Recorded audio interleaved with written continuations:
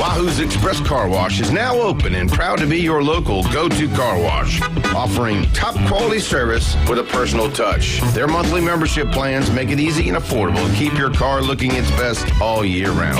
Wahoo's Express Car Wash has advanced equipment and an experienced team to ensure every vehicle leaves sparkling clean. Committed to fast, friendly service and spotless results every time. Come see the difference at Wahoo's Express Car Wash, intersection of Michigan Avenue and 23rd Street. CBC Construction is looking for a few good men. At CBC Construction, our greatest strength lies within our talented team. Join us and be a part of a dynamic company that values its people. We offer a tremendous opportunity to create a future for your family and the Florida Panhandle. CBC Construction is now hiring. Call us at 850-740-3815 or visit cbcconstruction.com to learn more. CBC Construction. Be part of a winning team. Get ready for your next adventure and discover Kia at Bill Bird Kia today. Check out the 2025 SUV family. The road is yours. Take a test drive and see the all-new features that elevate any adventure. Now offering 1.9% APR up to 60 months on the purchase of a new 2025 Kia Sportage or a 2025 Kia Sorento. You'll get the perfect balance of comfort, safety, and technology. We'll treat you like family and give you the peace of mind that you can trust. Bill Bird Kia is the home of that 20-year, 200,000-mile warranty. Stop by and see us at 2435 East 15th Street or anytime at BillBirdKiaPanamaCity.com. See us today. Offer from Kia Finance America for the purchase of a new 2025 Kia Sportage and a 2025 Sorento with $1,748 per month per 1,000 financed in 60 months. Quantities limited. Cannot be combined with other finance offers not available on balloon financing. The 20-year, 200,000-mile warranty is a Bill Bird Kia warranty. See dealer for complete details. Offer for well-qualified buyers must take delivery from dealer stock through 6/2/25.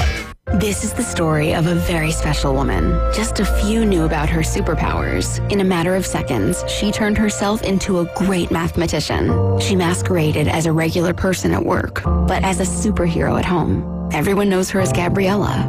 I still call her Mom. Your hero needs you now, and AARP is here to help. Find the care guides you need to help, complete with tips and resources at aarp.org/caregiving.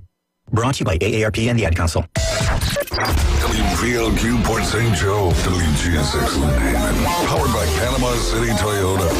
ESPN Northwest Florida. It's the next evolution of sports talk radio. The biggest stories and the biggest reactions. From college to the pros, interviews with the newsmakers, sports betting, your phone calls, and more. And now, we're taking the inside drive with Ryan Mulvey. I love it. Broadcasting from the Gulf Plus Studios on ESPN Northwest Florida.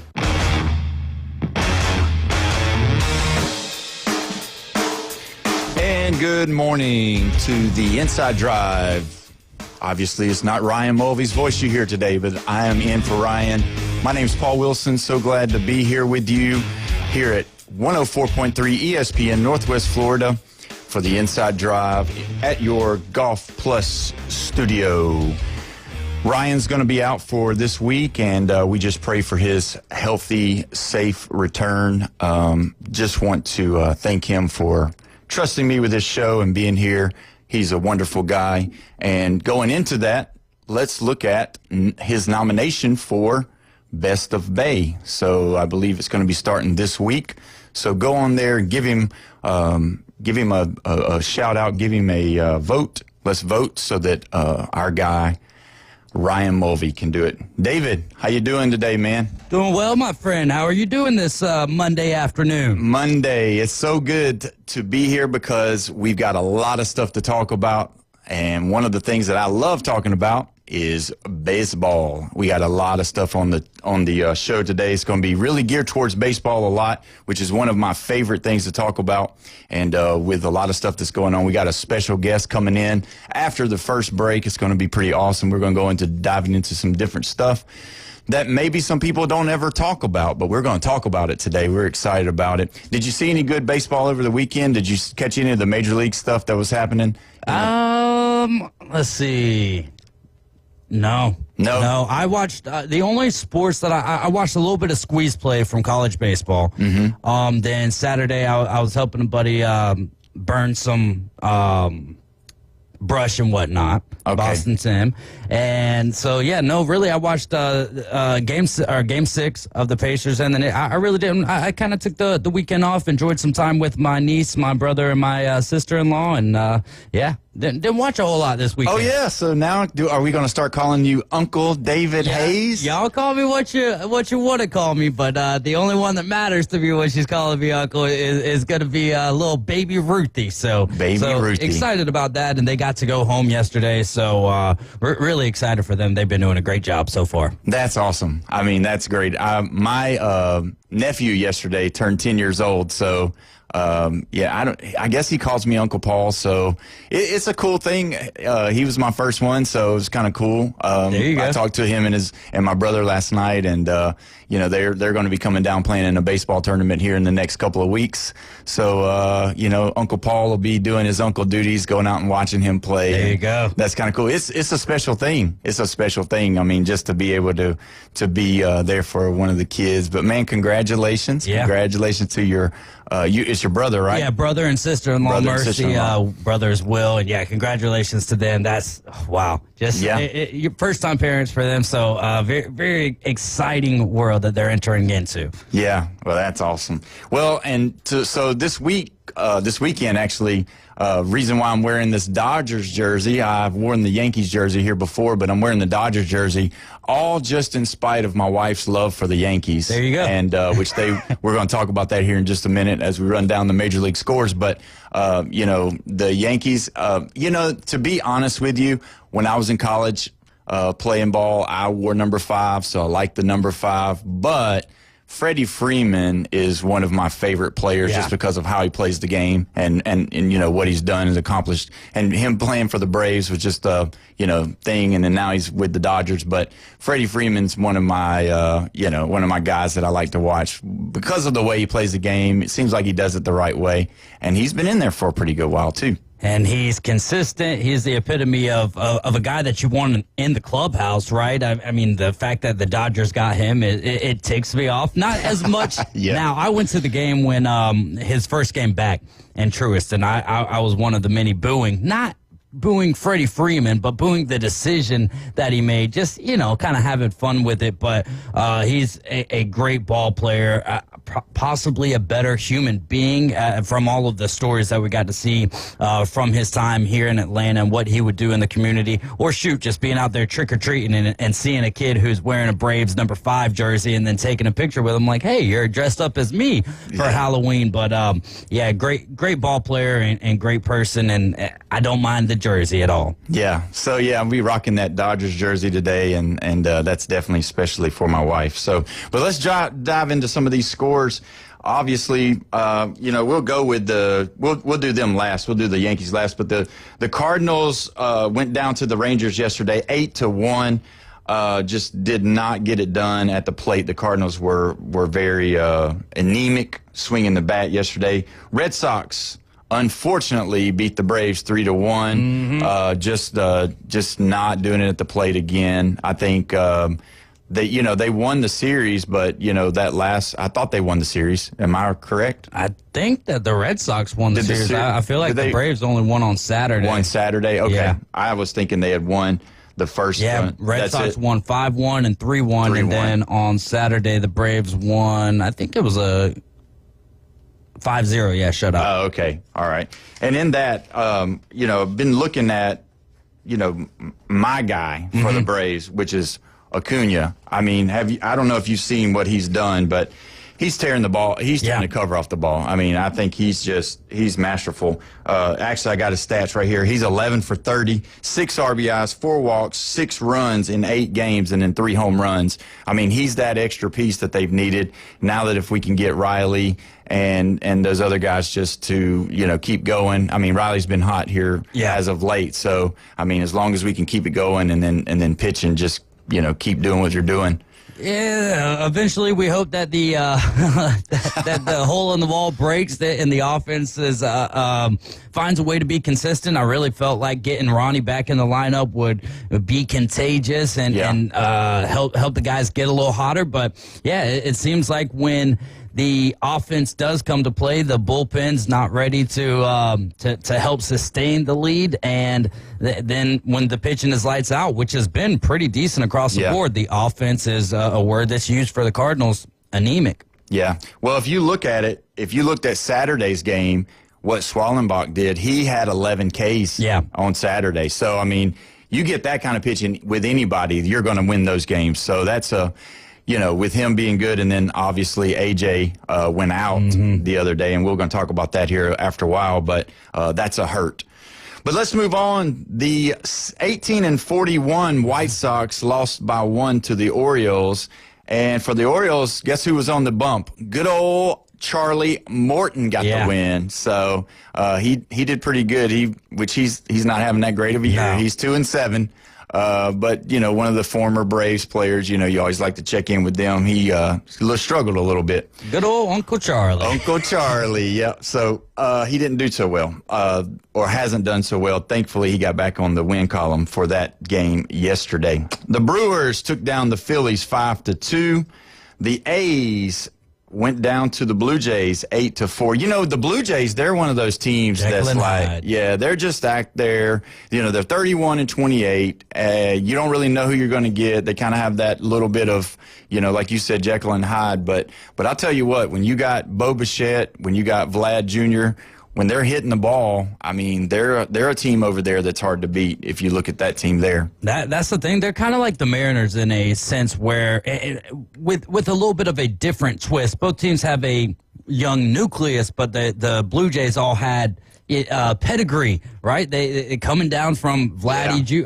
coming from Vladdy, Bo Bichette. They had Kevon Biggio, and just never really put it together. And a lot of people are kind of curious still what's going to be going on with Vladdy. Or did they get the deal done? I thought they got the deal done. I think they did. They got it. I thought they did. But still, it's one of those teams that you're kind of just waiting to break out, and they're in such a tough division that we don't normally get to see that. But they're playing a little bit hotter as of late. So we'll see how they tend to progress and what decisions they make at the trade deadline, because obviously they're going to be keeping Vladdy now. But do they move on from Bo Bichette? What are going to be some of the deals that the Blue Jays make, which would not make sense to be sellers at the deadline, with them having a record over 500, vaunting for the AL East? Yeah, now, this team's they're not doing very good right now. The A's 23-37, they're not doing very good. But have you had a chance to check out their shortstop, their rookie shortstop, Jacob Wilson? No relation, but he's got the crazy batting stance, doesn't he? Yes, he's twitching. He's twitching and moving. But the dude is unconscious when it comes to contact. Him and the other guy from San Diego, I can never pronounce his name. Arise. Arise. Okay, yeah. So them two right there, they don't strike out. Mm-hmm. They put the ball in play and good things happen. But that guy is unconscionable right now. Obviously, we've got the Judge and Ohtani and all that going on right now. But he's a rookie, and he's hitting 350 right now into June. I mean, that's just something spectacular over there. They've got a superstar right there. He doesn't hit a lot of home runs, which is probably not going to, garner the national attention as much. But for baseball fans to watch him play, he plays it the right way. I think he's a son of a former coach. Played at Grand Canyon. There you go. Antelopes. Antelopes. So nothing, too flashy or anything like that from the big time college baseball scene. But man, the kid can play, and he plays shortstop. His glove is awesome. Makes very athletic. So just one of those guys that when you're watching baseball, you'll probably see him during the week do something or hear about him doing something that's pretty phenomenal. And it's refreshing to see those kind of guys getting highlights and getting mentions, in the world of baseball, when it seems like it's all power-based. It's all about the superstars who can hit the long ball and not the guys who can drop the bunt or make the web gems or hit at 350. To me, it's more impressive if you're hitting 350 over the course of half of a season rather than hitting 220 and, your 25 home runs to go along with that. What do you call the line drive that hits off the base of the wall or the little blooper that makes it over the first baseman's head? A base hit. A base hit. That's what you call it. You still get credit for it. You still hit the base, you know what I mean? So, in which if you look at it this year where they took away the shift, there's a lot more ground ball base hits that finds the 1-2 hole or the 5-6 hole, and you'll be looking at it and you're like, man, he didn't really hit it that hard, but you know what? He's on first base. Yes, sir. Got a base hit. That helps his batting average, his on base percentage, and all those things. So give me them Judys. I'll take them. I mean, you know, you play the small ball, the 86, I think it was, Cardinals. They were the Whitey Herzog's small ball mentality all the time. But anyway, going on, 9-50 Rockies drop another one, if you can imagine that, to the Mets, 5-3. The Mets looking at 37-22 on the season. Obviously, the Rockies, man. I've got a stat here on the Rockies. I don't know where it is. We'll probably have to talk about it later, but it's not one of those good stats. I mean, they've lost the most games most games before the 50th game of the season. They hold the record for that, beating out the Cleveland Spiders, I believe, from before 1900.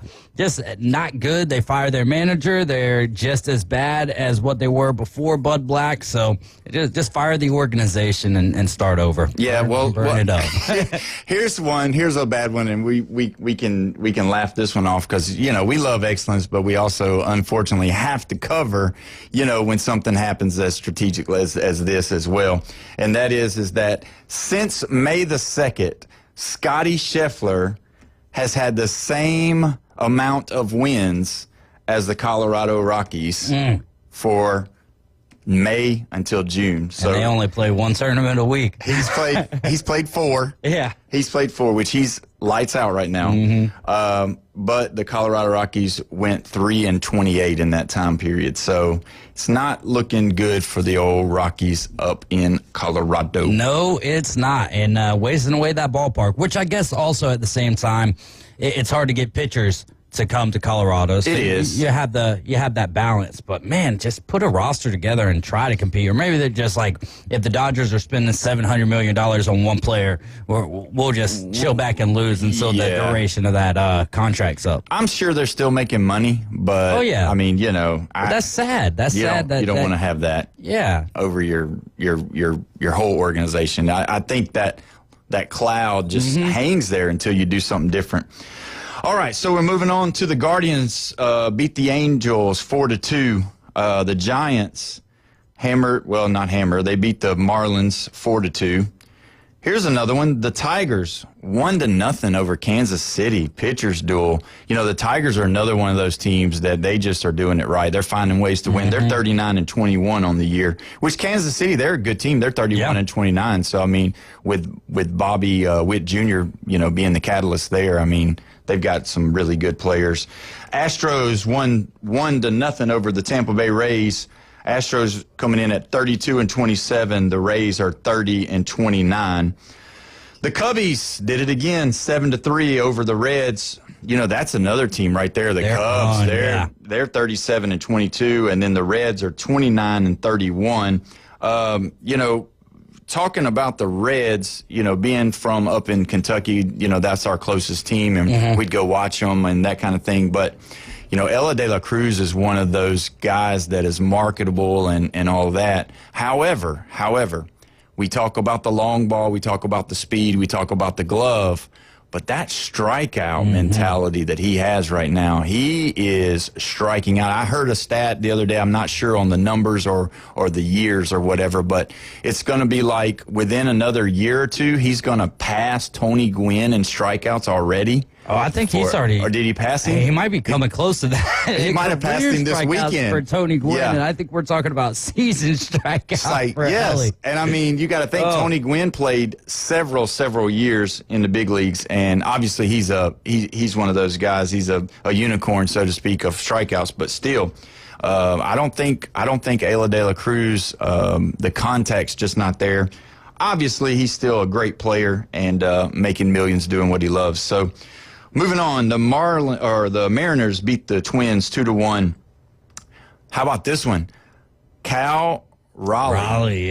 What about that? The big dumper. Yeah, the league leader in home runs, hit 23 over the weekend. So he hit 4 since Friday then. Yeah, he's at 23. Wow. So he's ahead of Ohtani, and he's ahead of Judge. When's the last time we had a catcher lead the league in home runs? Maybe Salvador Perez? I don't remember. I know that the last time was like in 2001 that into June that a catcher was leading. And I think like 1985, Carlton Fisk did it back for the White Sox back in those years. But I don't know. So 72, Johnny Bench, 40 home runs. For the whole season? Yeah. Okay, wow. And in 1970, he led the National League in home runs with 45. Okay, that's crazy. But yeah, you don't hear it anymore. I mean, catchers are there for defense most of the time. I mean, but either way, he's seeing the ball well right now. Yeah. And for those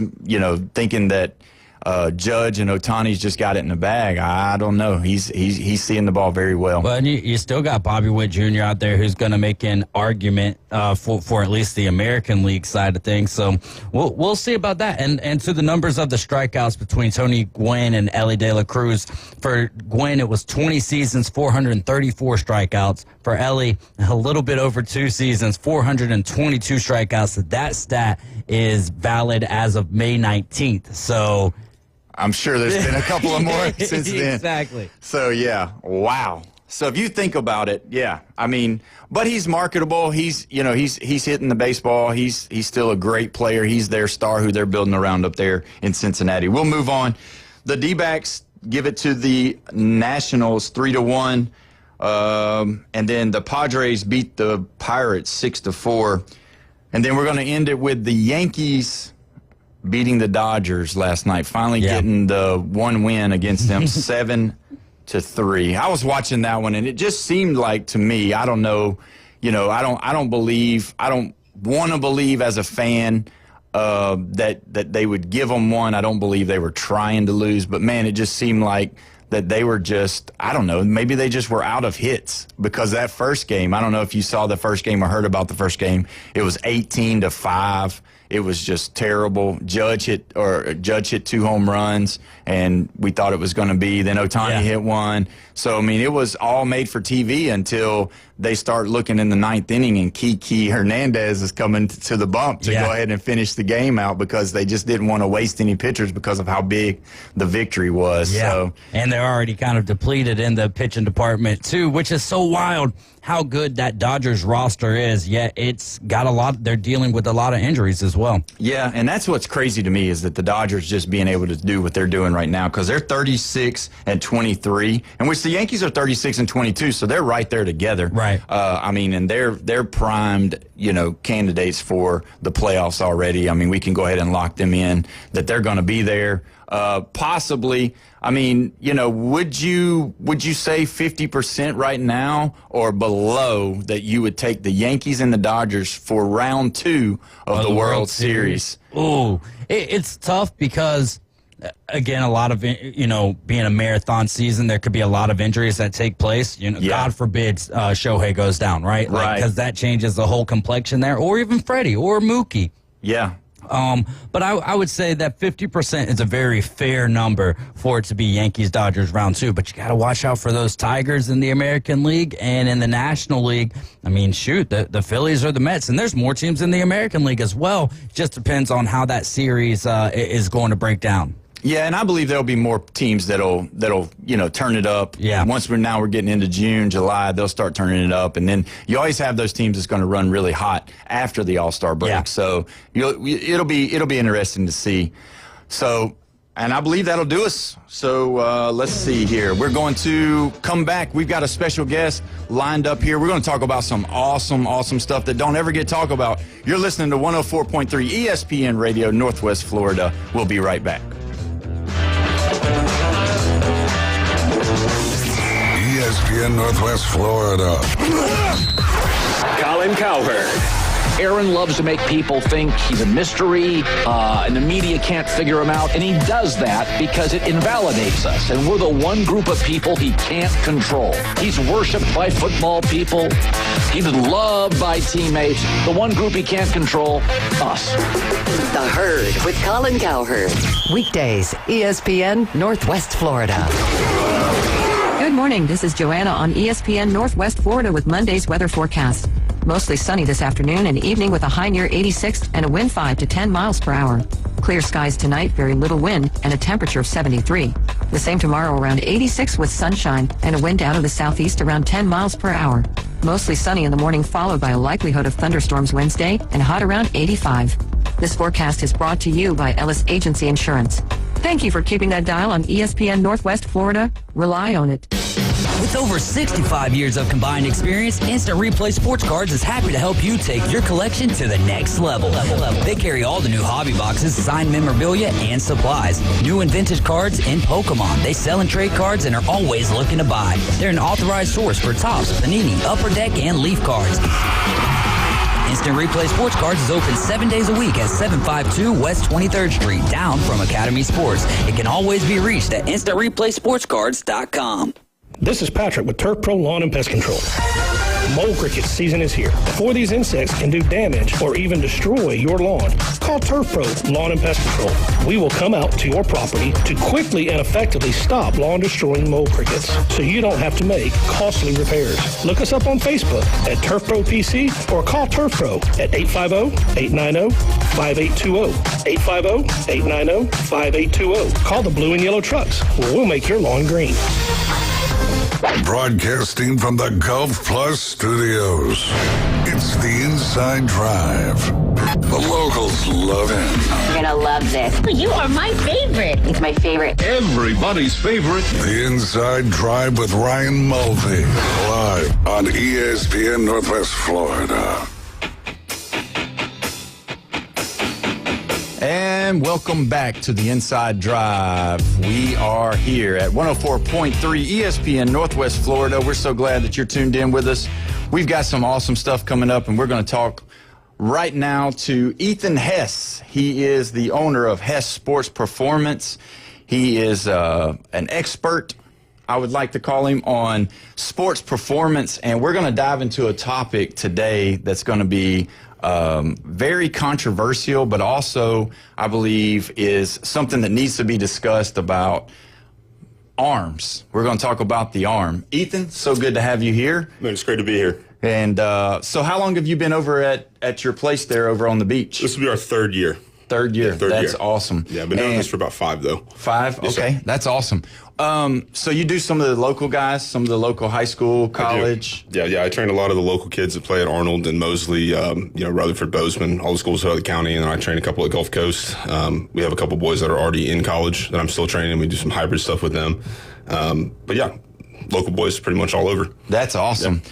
Well, you seem like the one that we would need to talk to about this because the number one thing, and my son plays travel ball, so I'm in there with them. I see the weekend tournaments. I hear what goes on, what the coaches are saying, and not always you're going to always have the right instruction, because there is a facet of travel ball that you want to win. You do want to win. Absolutely. You paid all that money to be there. The parents paid to play, so I don't want to throw that away as just, they just want to burn a kid's arm and they just want to win a $2, $3 ring. But there is a lot of stuff built into it. And so with your training and the things that you've seen with the players that you've done, at what age let's take it back. What are some of the things that you're doing right now to kind of help those kids with their arms? Like, give me some of the stuff that you're doing personally right now with them. Personally, for younger kids, you're going to want to do some type of body weight training. Whether it be like bear crawls, loaded bear crawls, Blackburn, stuff like that, where they're not typically, having to use those weights quite yet that the high schoolers are using, but we still want to get them involved. The biggest thing at that age, man, is movement. Get them moving the correct way. We're looking at movement patterns. How well can they rotate? How well can they stop rotation? Can they jump correctly? What are we doing there versus, that age, we're not going to look at, whether their upper trap is, firing too early. Right. You know what I mean? Like we're trying to get those kids to move the right way, and be healthy and just be a kid. I'd rather see a kid go hang from the monkey bars on the weekend and play on a playground and, sprint and stuff like that than go out there, throw 100 pitches. Yeah. Yeah, that was going to be my next question. And if you have a question, 850-215-6290. We'd love to take a call here. If you've got a question for Ethan, if you've got a comment that you want to comment about this part of the show. So, that's where I wanted to go with it. How many pitches do you think is too many for a weekend? Because I know that there's, the USSSA, the PG, some of these other organizations, Travel Ball USA, they all have their numbers that they keep, But Ethan, when you think about this, that's actual game pitches. Yep. We're not talking about the warm-ups in between innings. We're not talking about the throws. Yep. We're not talking about, okay, so you're going to pitch him this game, but you're going to play him shortstop or right field or center field, and he's going to have throws. And, back in the day, we used to ice arms and that kind of stuff, not as kids, though. I mean, that wasn't something we did until we got into high school. So how many pitches is too many? It's not necessarily how many. You have to look at the throwing management and what they're doing. So, I mean, if the kid's out there, throwing 100%, obviously we don't want him throwing the next day because that's when you're at the highest risk of injury that next day. Mm-hmm. So, I mean, what you want to do is have them throw one day, and if they throw 50 pitches, don't let them throw again. I wouldn't even have that kid throw on Sunday. That's when they're at the highest risk of injury. There's really no good that comes out of that. Now, if they have to play, I understand. Put them at first base. Some of them are not making a ton of throws. And at that age, you should be playing every position anyway. Find the position that you like later on. Learn the game. Yeah. I'll tell you this. This is crazy. David, you might want to listen to this one. So we were playing in a tournament. It was probably, sometime in the fall last year. Mm-hmm. And we were playing against a team. And obviously, I'm not going to name the team. I don't want them to call in. But this kid was throwing absolute gas at 9, 10 years old. And he pitched, I think it was 60 pitches in the first and the second inning, going into the second inning. Yeah. So this is what's crazy, though. The next inning, when they took him out, guess where he was playing? Catcher. Oh, jeez. He was playing catcher. And he would throw the ball down every time. And, we hit the guy pretty good, the second guy that came in. And so he was having to try to throw kids out at second base. And, that throw from home to second is further, it's harder. Yep. So is that something that you don't really want to do? 100% disagree with that. Yeah. So obviously, you only want to manage your throwing loads. So some kids are going to be able to throw 70 pitches. Some kids are only going to be able to do 30. It really just depends on the player. So if you can manage that load properly, I'd say that it's okay to have them play some position in the infield, but definitely not catcher. But if you are going to pitch, let's say on a Saturday, preferably you don't want to throw it all the next day. So like within my high school groups and my middle school groups, we may have a long toss day on Monday. Tuesday we might go have a light toss, but Wednesday we're not throwing at all. So we at least have some sort of a break before we go right back into long toss again. And that's the problems that I'm seeing is people going out there and overthrowing within long toss consistently day after day. And that's where you start getting problems. You get shoulder pain, you're going to get elbow pain, stuff like that. Yeah. So do you think that as far as like I brought up the icing, do you think that's still something that needs to happen for like your 9, 10, 11, 12-year-old, 13-year-old kids? No. Really, I don't even ice anymore at all with our guys. So, what we're trying to do after they throw is restore ranges of motion. So we might do some pale rails where they're doing some isometric contractions into a wall, some, oversized arm circles, stuff like that, where they're actually restoring ranges of motion versus, icing the arm. Because, what you want to do is promote blood flow, right? If we can promote blood flow, we're going to recover faster and we can get ready for our next outing sooner. Yeah. So, that's what we're trying to do after we throw. Now, pre-throwing wise, we're just trying to get a pump basically like you would at a gym. And we're trying to get the blood flowing, trying to get the muscles contracted, everything, working the right way, get the sliding filaments working. But yeah, after throwing, we shouldn't really be icing at all. Yeah. I'll be honest with you. That's going to condense everything in there. And that's going to stop blood flow. And we want to promote blood flow. Yeah, that's awesome. Again, if you have a question or have something that you want to comment on about this topic, 850-215-6290. We're talking with Ethan Hess of Hess Sports Performance today. As far as moving on up into the high school area, as you said, you talk to or train a lot of high school kids. At what age do you really need to feel like that you're throwing motion? Because I've seen some kids have some trouble early on with their arms, maybe a growth plate, that kind of stuff. But it gets corrected in the long term with proper mechanics. Is that something that you want to try to get way early? Is your proper mechanics? Because as you see, kids, they're gonna imitate the major leaguers. They're gonna imitate their favorite pitchers, players, whatever, and they're grown men. You know, their bodies aren't grown yet. So do you feel like that's one of the things that how early do they need to get their throwing motion right? As early as possible, I'll be honest with you. But, I mean, that goes back to training movement patterns the right way, you know, and getting that set, that foundation set early. You know what I mean? If you can move the correct way early, that's going to put you light years ahead of everybody else. Yeah. You know what I mean? So if you can it's not necessarily about mechanics. In fact, I kind of go to this, but I mean, if you're familiar with like the food, like pyramid, right? I kind of flip that upside down. And our biggest, like, you know, what we want to do for sure is get our sleep correct and our nutrition correct, especially as a younger kid. After that, we're going pretty much mobility and strength and conditioning. And then mechanics is actually last on that totem pole. Like, if you can't do everything else, what do mechanics matter? You know what I mean? If you're not moving the correct way in general, what makes you think you're going to move the correct way on the mound? That's crazy, you know? Yeah. Well, I had someone text in that said one thing about pitch counts and arm care that needs to be mentioned is how little parents and kids do for their arm care after the game.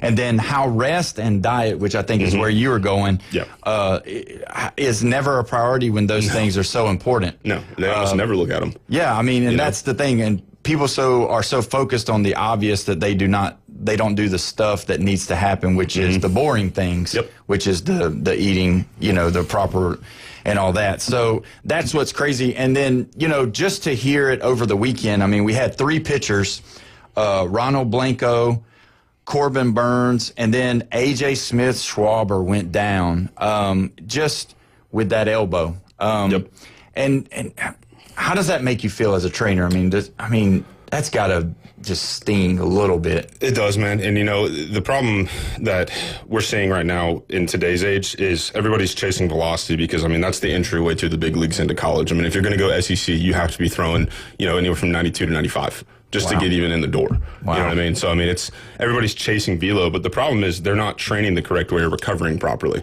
They're just chasing velo. They don't know the other steps behind that actually makes it where you don't get injured. Yeah. You know what I mean? And that's what I'm seeing a lot of. And going back to the movement pattern stuff, you know, I get high schoolers coming in all the time and we have to correct their throwing motions. So, I mean, we use plyo balls and stuff as a indirect, you know, correction tool where we'll put guys in certain positions to make them throw properly, and we'll correct those literally throw after throw. So, like, if his arm, let's say we got a guy with a low arm, you know what I mean? We're going to have him throw in, like, an abbreviated position at 90 degrees, and we're going to push his arm up every single time he throws until that movement pattern gets corrected. Okay, so, I mean, that. We, at a young age, you know, you start establishing those neural connections early. So, I mean, if you're not, you know, getting those correct in the first place, later on, it just makes it even harder to unwind. Yeah. You know what I mean? Yeah. So, I mean, with these pitchers, though, in the majors, I mean, you're chasing velocity. The valgus stress in the elbow is going up. The threshold, you know, is going up. But once you hit that threshold, it's going to pop. Right. You know what I mean? And that's what's happening now is these guys, their bodies, you know, and I'm not saying they're not because obviously they're professional players and I'm sure they train the correct way. Right. But what you're seeing at the high school level is these kids, they don't know how to train. They don't know how to recover. There's a lack of education. Yeah. And then they get injured. Right. So. And see, like, for me, like, you see these big kids, they're big and tall at 11 and 12 and 13 years old even, and it almost looks like it's a catapult. Like, their arms are so long that their body's moving forward, but then their arms are coming back, and I'm just like, oh, I'm just grimacing when I see that elbow because I just worry that they're not doing the things that you're talking about. And here's the old age question. Yep. All right. This is where, you know, David said he'd probably pay you for this one if you can answer this one correctly. But at what age should they start looking at throwing the old famous curveball? You know, I have a varied opinion on that. I think that if your mechanics suck and you have a low elbow and you're not, you know, getting the right positions anyways, you shouldn't even touch it. You know what I mean? Like, if you're not in the right positions to throw, you're not creating force properly, I don't even think you should throw it. But, you know, that's a tough question, man.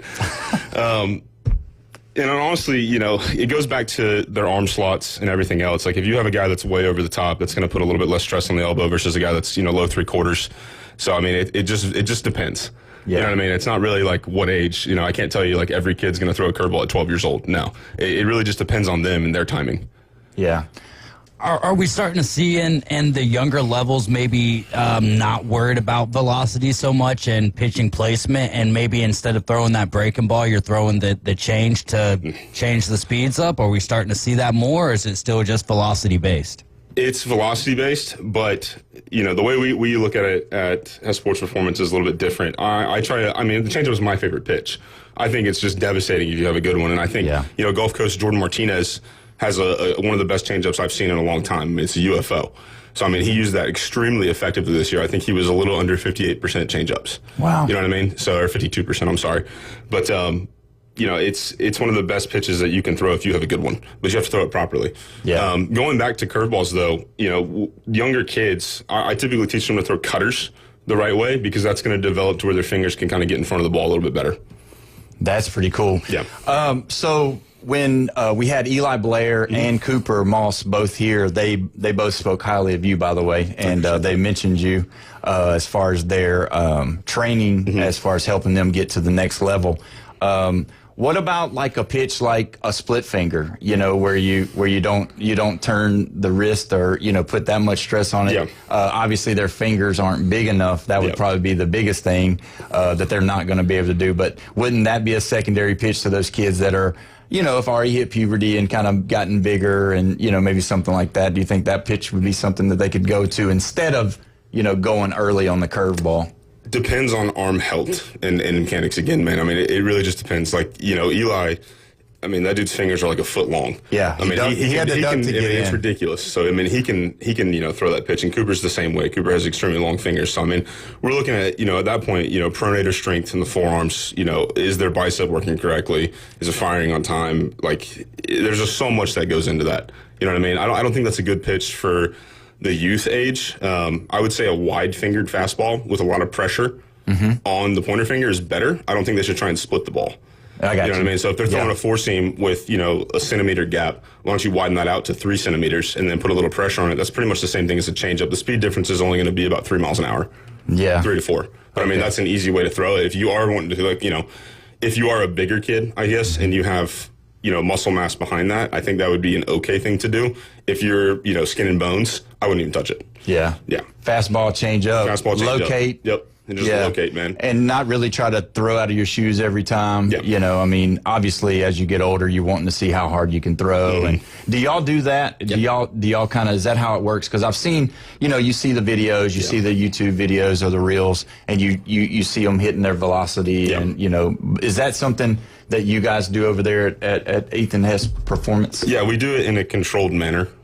It's not just, pick a ball up and throw it as hard as you can. Obviously, we have the correct build-up, correct pre-throwing prep, all that kind of stuff before we get into that. And those are all, again, it goes back to, Monday we might do that. The next day we're not throwing at all. Like, we're not even touching a baseball. So, we are going to do some shuffle throws, some pull-down, stuff like that. But, it's not about chasing the velocity. That right there is just creating a stimuli that's high enough to that their velocity increases. Yeah. So we're not just trying to grip it and rip it. Like, my main cue for them is 99%. So we're not quite at 100. We're slightly below that. I got you. You know what I mean? So we're not trying to just go up there and just, catapult the ball in as hard as we possibly can. Yeah. Yeah. Like some of them do. I see some of them on there. They're throwing their whole body, every inch of their weight behind the ball. Yeah. So, I've been doing a lot of research on this, and the UCL is just very delicate. It is. And that's something that, did you know that the average age of the Tommy John surgery is 15 to 19-year-olds? Yep.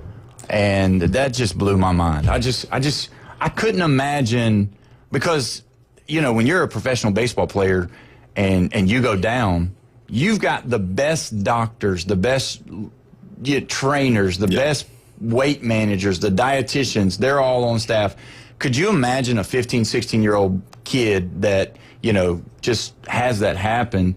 And I can't. It blows my mind. It's a fear. Yeah. I'm a dad of a kid that, possibly one day might pitch. That fears me. And then you guys are not going to be old enough to remember this, but I don't know if it's about 1986, 1988, there was a pitcher by the name of Dave Dravecky, and he pitched for the Giants. And he was pitching one day, and he literally broke his elbow pitching, like on TV, and like eventually it was so bad that he had to have his arm amputated. And that just, as a kid, you know, watching that, playing baseball all those years, because I played a bunch of baseball growing up and all the way into high school and everything, but that fear of that, you know what I mean? Yep. It just, you know, so it's just surprising to me. Is that a surprising number, that 15 to 19-year-olds, 30? No, not at all, because it goes back to lack of education. Yeah. You know what I mean? It goes back to the lack of movement patterns. You know, what are you doing? How are you moving? You know, do you know what to do? Yeah. You know, so I mean, these high-level guys, they move better than the younger kids. Yeah. You know what I mean? There's a reason they're high-level guys. Yeah. And so for coaches, like if we're talking to all coaches right now, what would be, and we're just talking before they get to, you know, the big field. Let's just say, you know, the regular size baseball, the little league, all the way to travel ball, 9, 10, 11, 12-year-olds.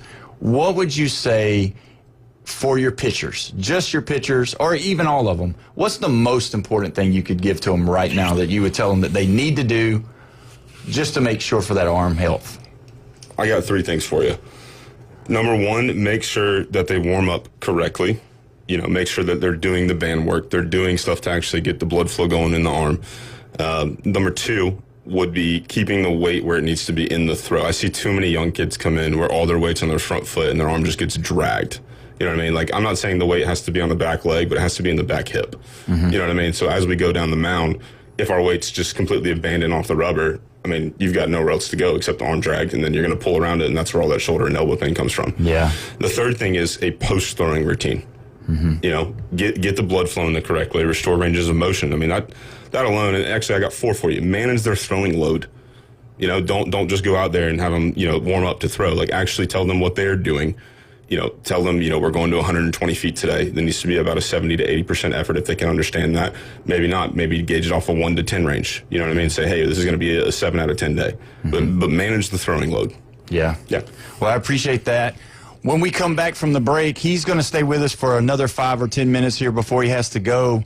You're listening to 104.3 ESPN Northwest Florida. We'll be right back.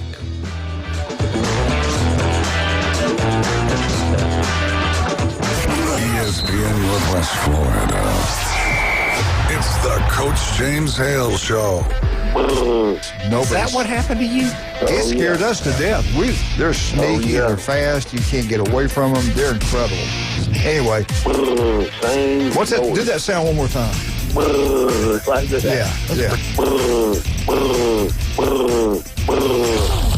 Weekday morning 7 to 9, ESPN Northwest Florida. Hi folks, it's Tracy from Tracy's Fine Jewelry. Did you know that we have a master jeweler right here in the store? That's right, she has over 20 years experience in the art of repairing jewelry. Most repairs are done within a week, so don't send your jewelry off for 6 weeks. Bring it to us at Tracy's Fine Jewelry. We size rings and solder chains. We can reset your diamond into a new setting and even custom design. You'll get your jewelry back quickly and looking as good as new. Tracy's Fine Jewelry, Bay County's trusted jeweler for over 50 years. Get ready for your next adventure and discover Kia at Bill Bird Kia today. Check out the 2025 SUV family. The road is yours. Take a test drive and see the all-new features that elevate any adventure. Now offering 1.9% APR up to 60 months on the purchase of a new 2025 Kia Sportage or a 2025 Kia Sorento.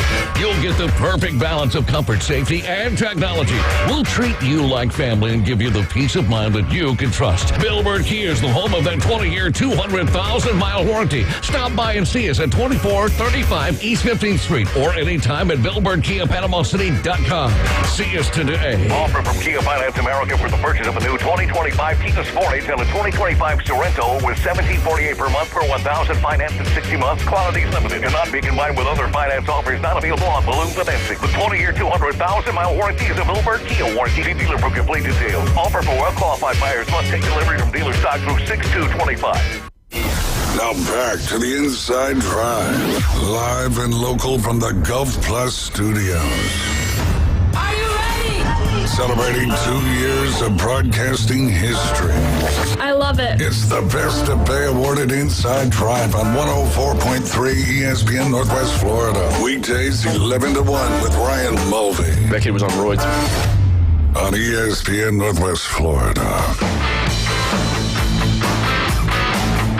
And welcome back to the Inside Drive here on 104.3 ESPN Northwest Florida. We are here with Ethan Hess of Hess Sports Performance. We're talking arm care, we're talking Tommy John, we're talking UCL, we're talking all things related to that arm, because that is the most important thing for that child, that they make sure that they keep them healthy.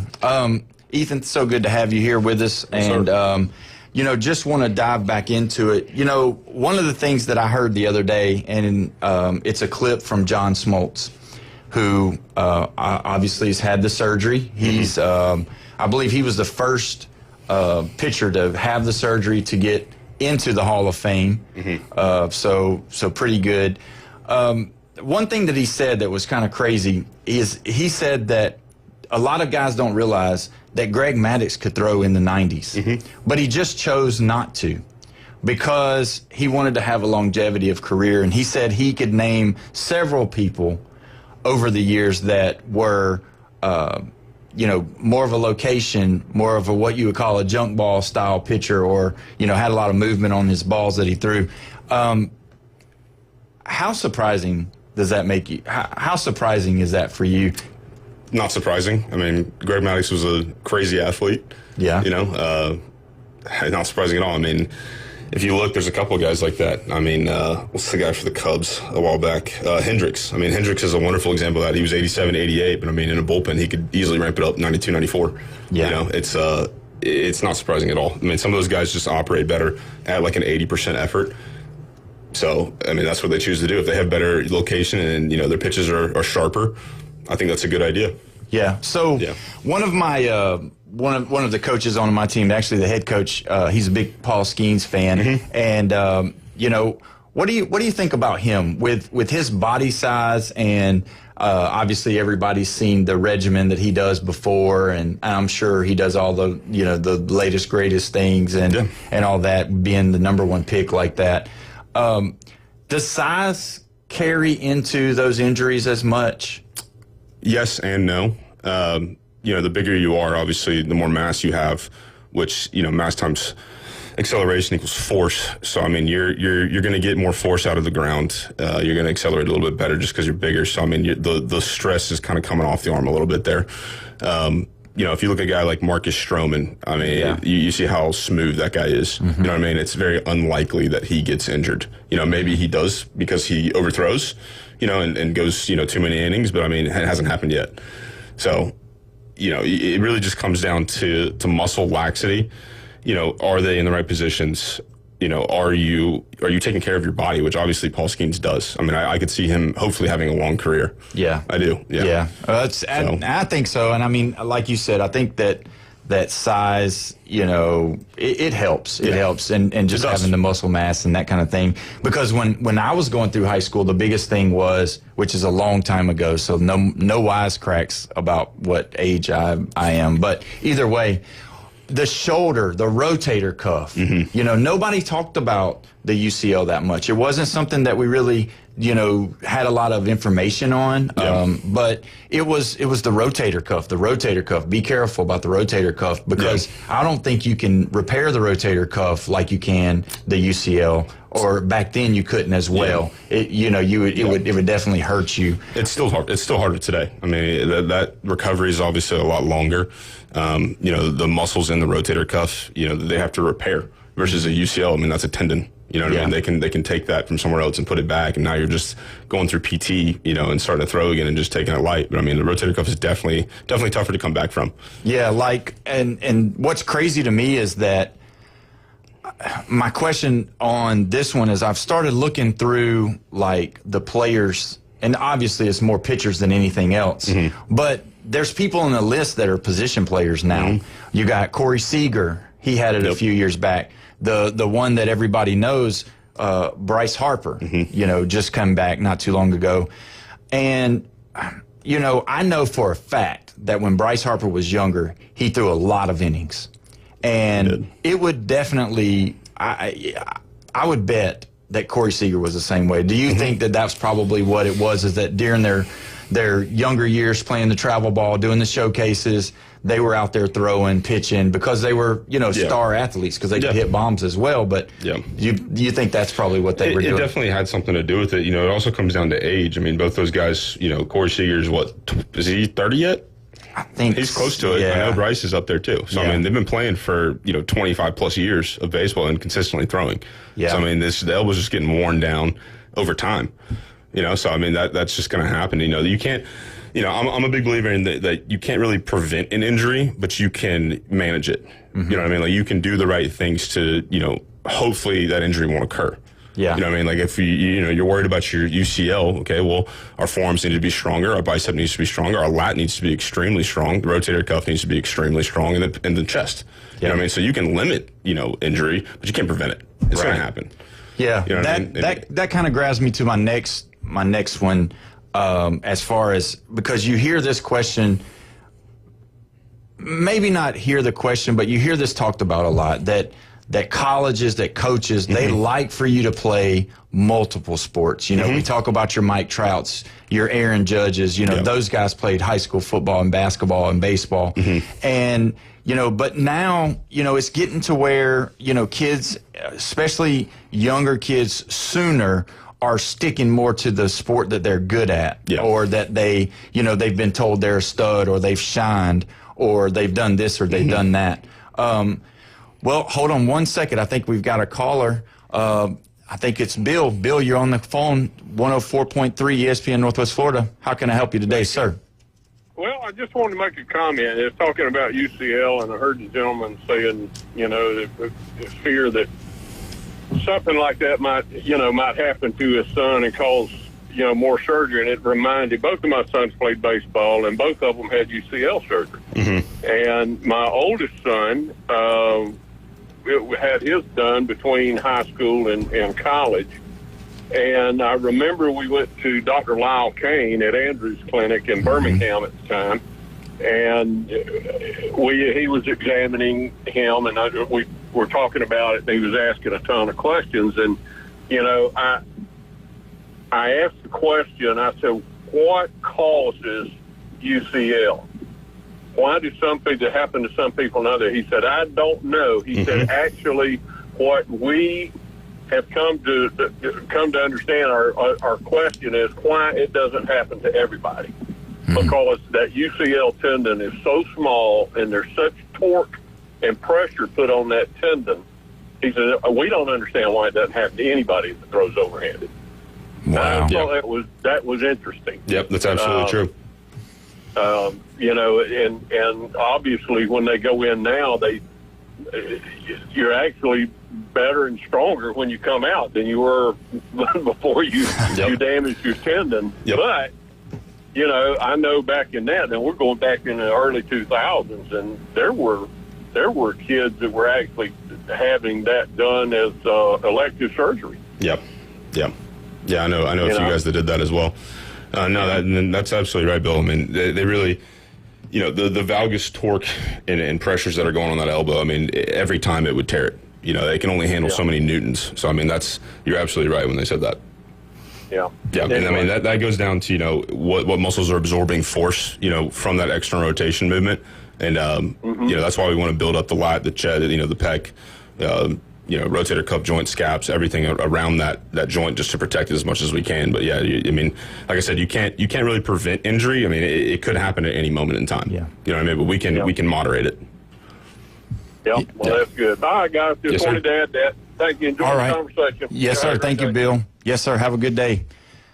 So Ethan, when we talk about that, is it good for the kids to start, playing more sports to maybe work different muscles and, because there's different ones in football and basketball, baseball, all wrestling, all that stuff. I think at a young age, man, you should play every sport that you possibly can.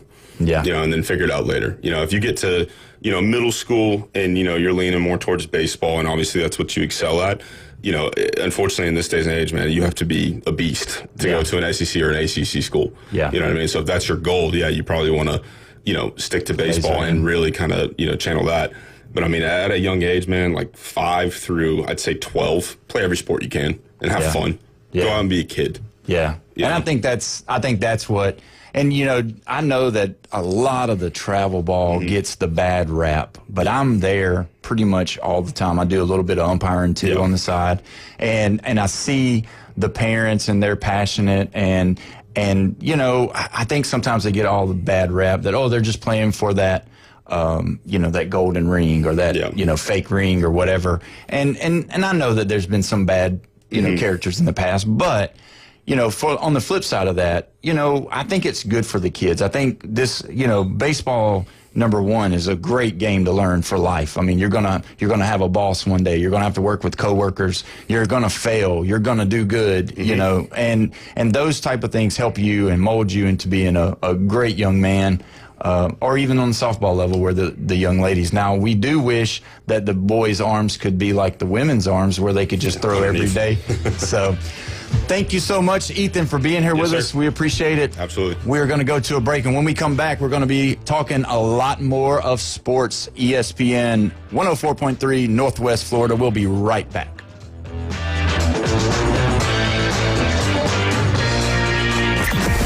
Weather in the Panhandle never stops.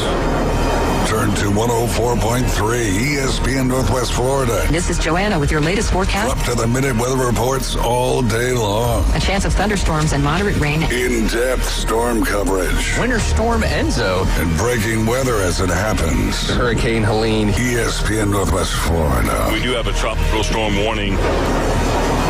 Rely on it. Good morning. This is Joanna on ESPN Northwest Florida with Monday's weather forecast. Mostly sunny this afternoon and evening with a high near 86 and a wind 5 to 10 miles per hour. Clear skies tonight, very little wind, and a temperature of 73. The same tomorrow, around 86 with sunshine and a wind out of the southeast around 10 miles per hour. Mostly sunny in the morning, followed by a likelihood of thunderstorms Wednesday and hot around 85. This forecast is brought to you by Ellis Agency Insurance. Thank you for keeping that dial on ESPN Northwest Florida. Rely on it. PCB Hobby, the beach's premier hobby store for sports cards, comics, coins, and trading card games. PCB Hobby carries the largest selection of boxes and packs from the latest releases of brands like Topps, Panini, Leaf, and more. Looking for a specific player or team? PCB Hobby has a wide assortment of raw and graded cards. They carry parallel rookie, game used, and autographed cards in both modern and vintage. Have a collection you want to sell? We buy, sell, and trade. PCB Hobby on Back Beach Road, just east of Florida Linen. Call 850-320-8388. WGSX Lynn Haven, WVLQ Port St. Joe. Powered by Panama City Toyota, ESPN Northwest Florida. Hewitt Tire and Auto. Call 850-769-7323. Your certified AAA service center and hometown towing. Visit them online at HewittTire.com. On Airport Road in Panama City. 850-769-7323. Hewitt Tire and Auto Center and Hometown Towing. Need a tow? Call Billy at Hometown Towing, 850-265-1562.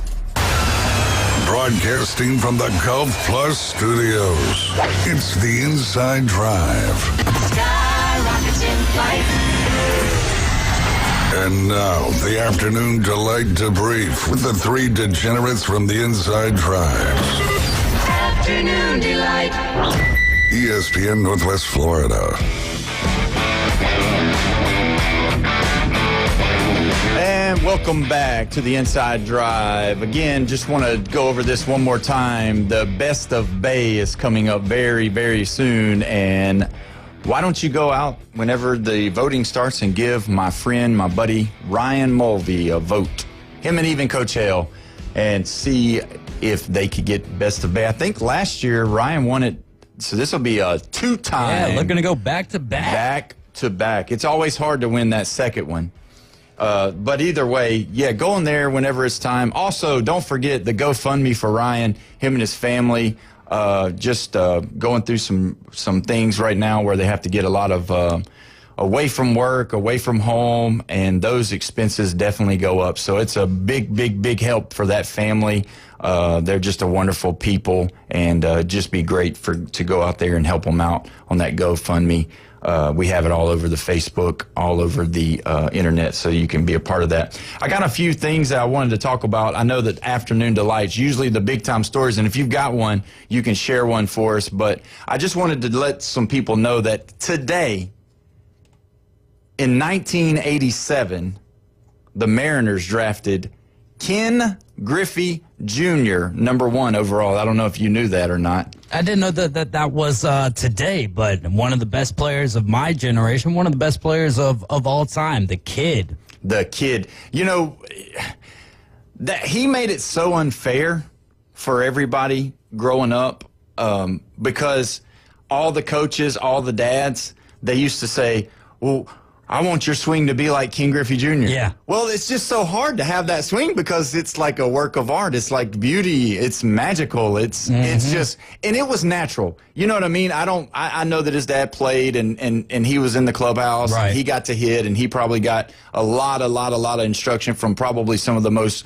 world-renowned baseball swings or hitters or whatever, with his dad being swing coaches, yeah. All that. But, you know, his swing was it just looked so natural and just so pretty. It was just a work of art. But either way, yeah, I was looking at that today, and I just couldn't let that one go. You know, number 1 pick, Ken Griffey Jr., one of the best to ever do it. You got one for us? No, I don't have one right now, but do you know why Ken Griffey wore his hat backwards? No, tell me. Because he would want to wear his dad's hat, and his dad's hat was too big for him, so whenever he wore it, he would wear it backwards so that he could actually see out of it. I thought because he chewed so much gum, he didn't want to get the bubble on the bill. There you go. No, I just heard that story the other day on some sort of podcast. Yeah, that's cool. Well, here we go. How about this one? In 1935, on this date, future Baseball Hall of Fame slugger Babe Ruth announced his retirement as a player at 40 years of age.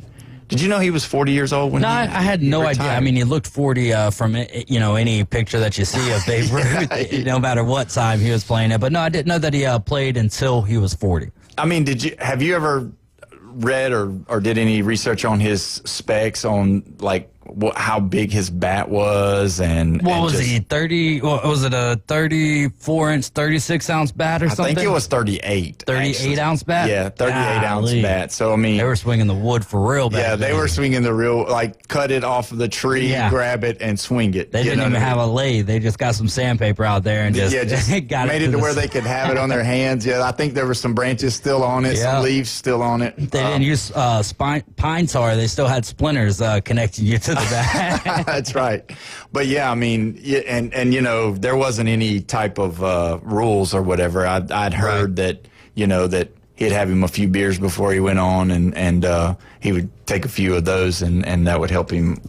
So I'm sure he had that. He had the cabbage underneath his hat to keep him cool there. So. Oh yeah, for sure.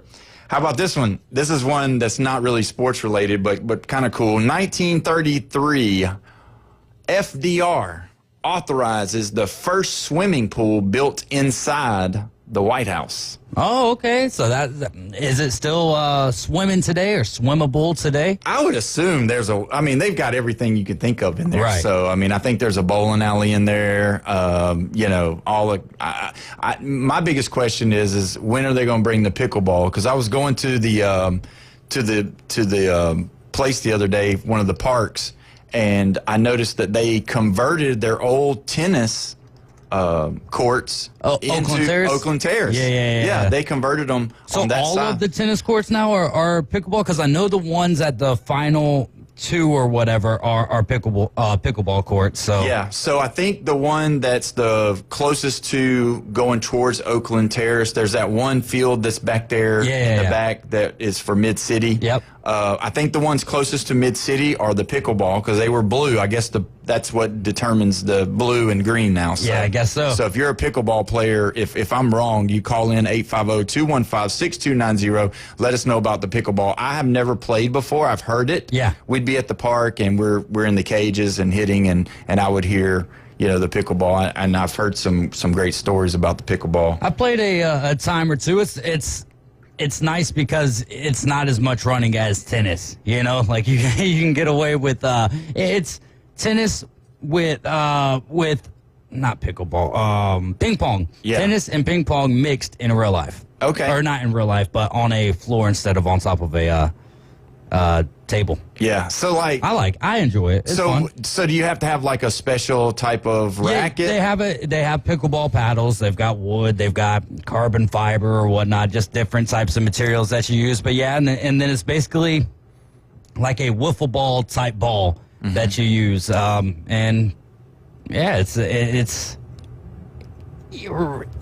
more relaxing than tennis, but not just standing around like you're playing ping pong. So yeah, even though you don't really just stand around playing ping pong, I've worked up quite a few sweats playing that sport. Oh yeah, back in high school we'd play ping pong a bunch. So I guess the ball's not too hard. Then you said no, it's just it's a wiffle ball essentially. Okay, so because I've seen the commercial, the guy that played in the Spider-Man movie.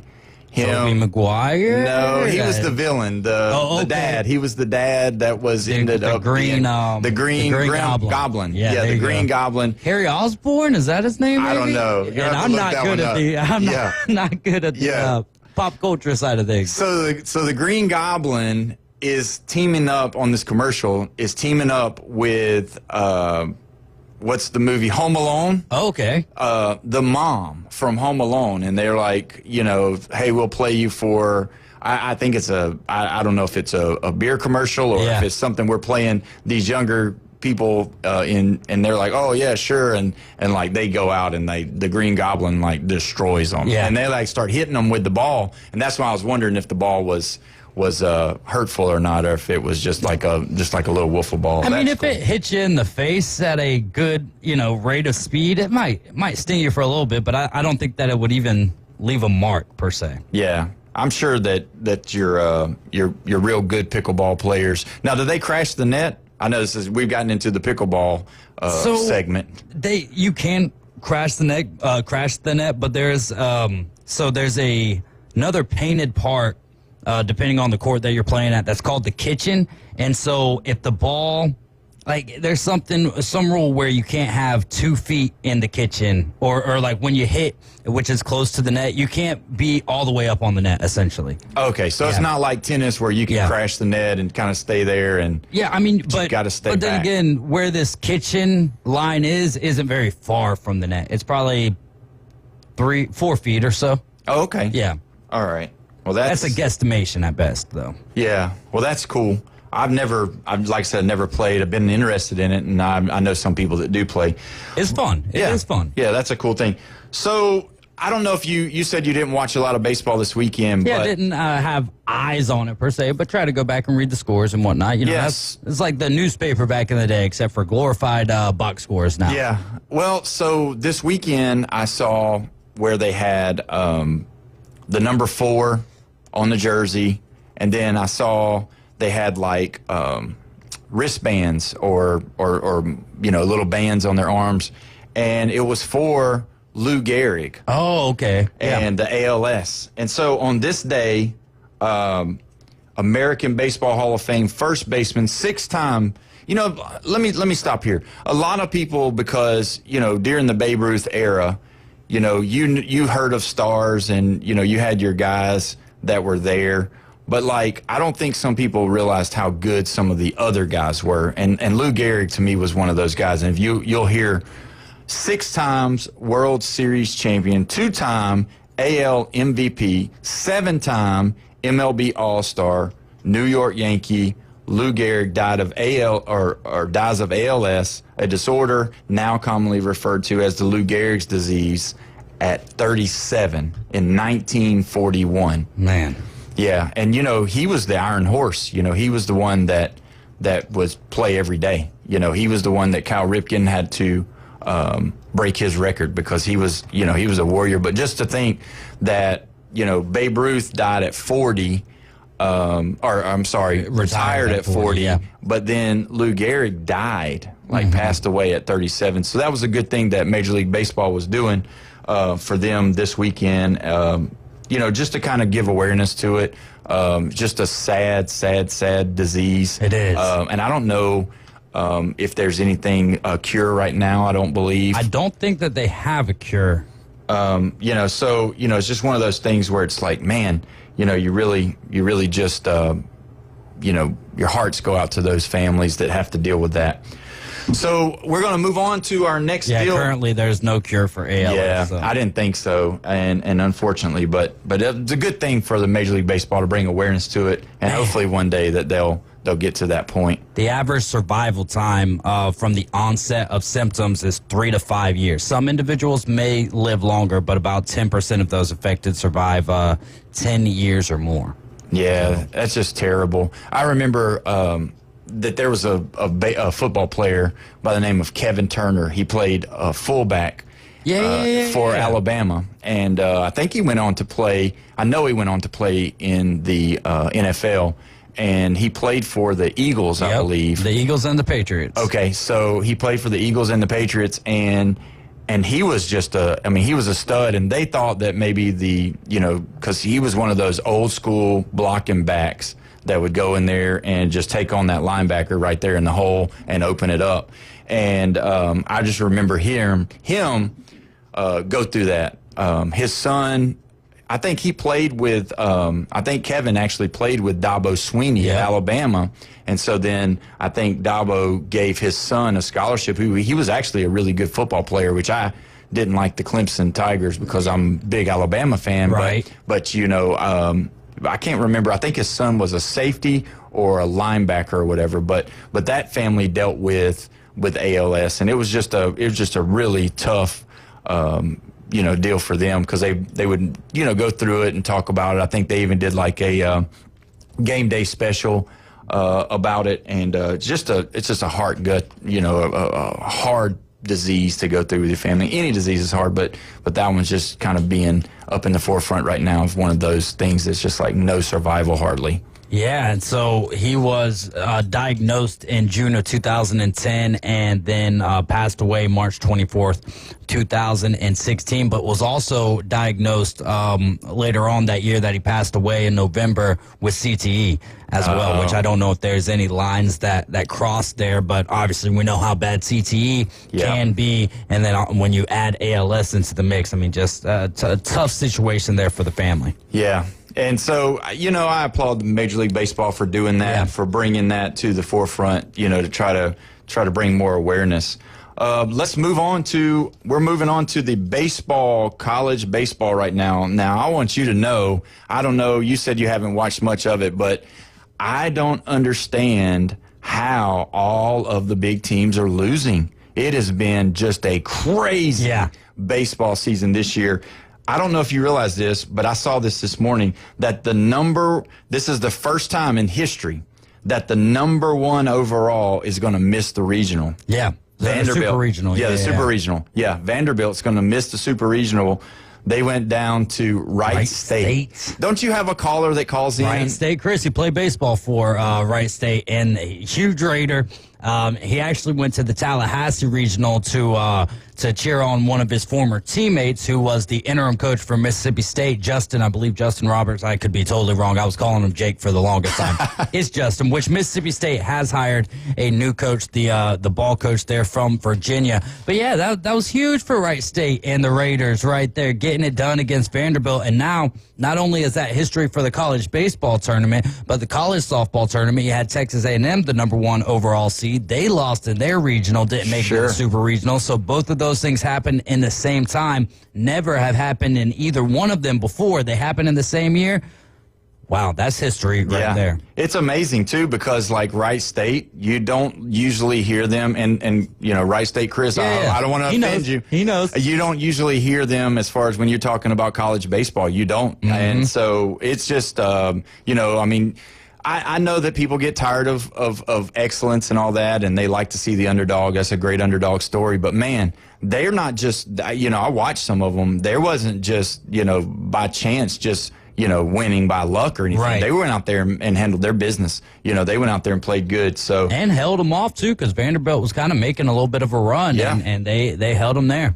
Yeah, and, let's move on to the next one. How about University of Texas at San Antonio beating the Texas Longhorns? Yes, sir. I mean, I love them. The meeps, the old road runners there. I like this one a lot more than I like the Vanderbilt. Now, I like the historic side of Vandy going down as the number 1 overall seed, but, you know, anything that doesn't happen great for Texas, I think is great for the SEC, even though they're a part of us now. Oh, man. I hear a little bit of bitterness. I didn't know that, I didn't know that this ran kind of deep to you there. It's not as bad. I think ever since 2009, I've just disliked them, just, you know, because playing them in the national championship. And then they're like one of the, if I were to describe them as a human, I would say that they're too big for their britches. Yeah. You know? And so there's just something about that rubs me the wrong way. It's not an Ohio State type of hate or anything, because to me, a lot of the times Texas is wannabes, whereas Ohio State's ours. Yeah, they're doers. Yeah. But yeah, I just not a huge fan of. I like the Oklahoma fans more so than I like the Texas fans. Yeah, that makes sense. And just so you know, I do, ever since I've been kind of being hosting and being a guest, we do have some Ohio State fans listening now, and you know, they listen pretty regularly. And I just want to go ahead and lay it out there for them. We're not going to talk about Ohio State because they don't have a baseball team or a program. It doesn't seem like. Yeah. And so that's just for you guys up there in Ohio that they're listening in. Yeah, but y'all got Cincinnati. Yeah, you got Cincinnati. Yeah, you just let Cincinnati play baseball, and you guys just sit this one out, guys. Yeah. How about that? But yeah, man, I just thought that was crazy. And the thing is that being, you know, Texas at San Antonio, being a team in Texas, you know, I guarantee you their NIL money is totally not even close to being the same as what they are in Texas. But that was just kind of cool to see them go out and win. They did the same thing, though. It wasn't, you know, that there's a bunch of luck or a bunch of, you know, Judy hits over the infield. Like, they were crushing the baseball. They were pitching good. They were playing good defense and that kind of thing. Another team that, which is kind of a little dear to my heart, Kentucky, they beat Clemson, who was the, you know, but they ended up losing to West Virginia. Kentucky did. So isn't that weird too? You beat the team that you think is going to be moving on out of that regional, and then you fall to the team that you feel like you might actually be better than. Yeah, it just stinks, and that, you know, that's the kind of way. I don't know. I mean, you know, that's the kind of way baseball is. I love the two-loss format. This is the old school softball tournament, if you would, type of bracket where you have to lose two. And that kind of alleviates the opportunity for a good team that just is having a bad day to get bounced early. You know what I mean? Kind of like college basketball, because it's, you know, so easy to have a bad day. But this right here, I think, really pushes to where your best team does go forward. And unfortunately for Texas, unfortunately for Kentucky, unfortunately for those guys in Vandy, you know, they lost that as well. And a close game to lose to, too, right? I mean, 13-12 is insane. Yeah, that's nuts. And just to have that, I know that there's some games coming on today, but also I can't go out. And I know I gave Ohio State a big deal about it, but Alabama, we did get bounced as well. Just could not put it together. Just didn't play very well against Miami. And then, well, the two teams that we lost to, right, is the teams who are going to be battling it out to win the Hattiesburg Regional, right? Southern Miss and Miami. And Southern Miss. Let's go Golden Eagles. Yeah, I'm with you on that. You know, when you think about Southern Miss, or if you've watched them, you know, being close to my hometown of Mobile, they grab a lot of talent across, you know, that region as well. And it's not surprising to me that they've got a good product over there, because they've always had, you know, good baseball players come through there. I remember in high school, there was a guy named Tommy Davis that went there, and I think he led them in home runs or hits or something. He did really good there, and he ended up getting drafted by the Baltimore Orioles, and he played third base. So unfortunately, it was just one of those things where Cal was the guy, and he just never could get to the bigs just because Cal Ripken was there. I mean, you're not going to sit him or move him back to shortstop in his latter years. So that's kind of like Mark Richt. In quarterback rooms, he always had someone ahead of him, John Elway, whoever it may be, always had a Hall of Famer right in front of him. It's like, well, Daggum. Yeah. But it is wild, too, how we only have 2 of the super regionals set up. Every other team who's made it to this point is still waiting on other regionals to play out. But the 2 that we do have, Coastal Carolina versus Auburn, which is going to be a lot of fun for the normal host of the Inside Drive, Ryan Mulvey, graduated from Coastal Carolina, big fan of Auburn. And then the other regional or super regional is UTSA versus UCLA. So that one could be fun right there. UTSA is good. They're good. I mean, I don't think UCLA's got it in the bag. I'll be honest with you on that one. I think Ole Miss and Murray State play as well, and then I think you got Tennessee and Wake Forest. They come on today too. Yeah, you got a long list of games tonight. I think there's like 7 games tonight. Yeah, I think there's 7. Starting at 2:00, and then the last one tonight is going to be Southern Miss and Miami. Yeah, well, and you can't forget about LSU and Arkansas Little Rock. Yeah, I mean that. You know, again, every time you turn around, you got some team that you've never heard of or that you've seen, and it's just like, gosh, what in the world? Now, we can't move on talking baseball. I'll tell you what we'll do is we'll say the teams that's already clinched. So I think Florida State's moving forward, and Arkansas is moving forward for sure. Yeah, you got Arkansas. They're going to be taking on the winner of the Knoxville Regional, and then you have Florida State going to be taking on the Corvallis Regional winner, which is going to be Oregon State versus someone because Oregon State beat Southern Cal. Yeah. Southern Cal. Yep. Yeah, they beat Georgia, which was another shocker.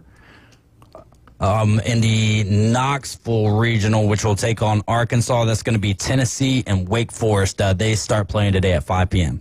Yeah. Okay, so that's good. I want to share this one real quick before we go to a break.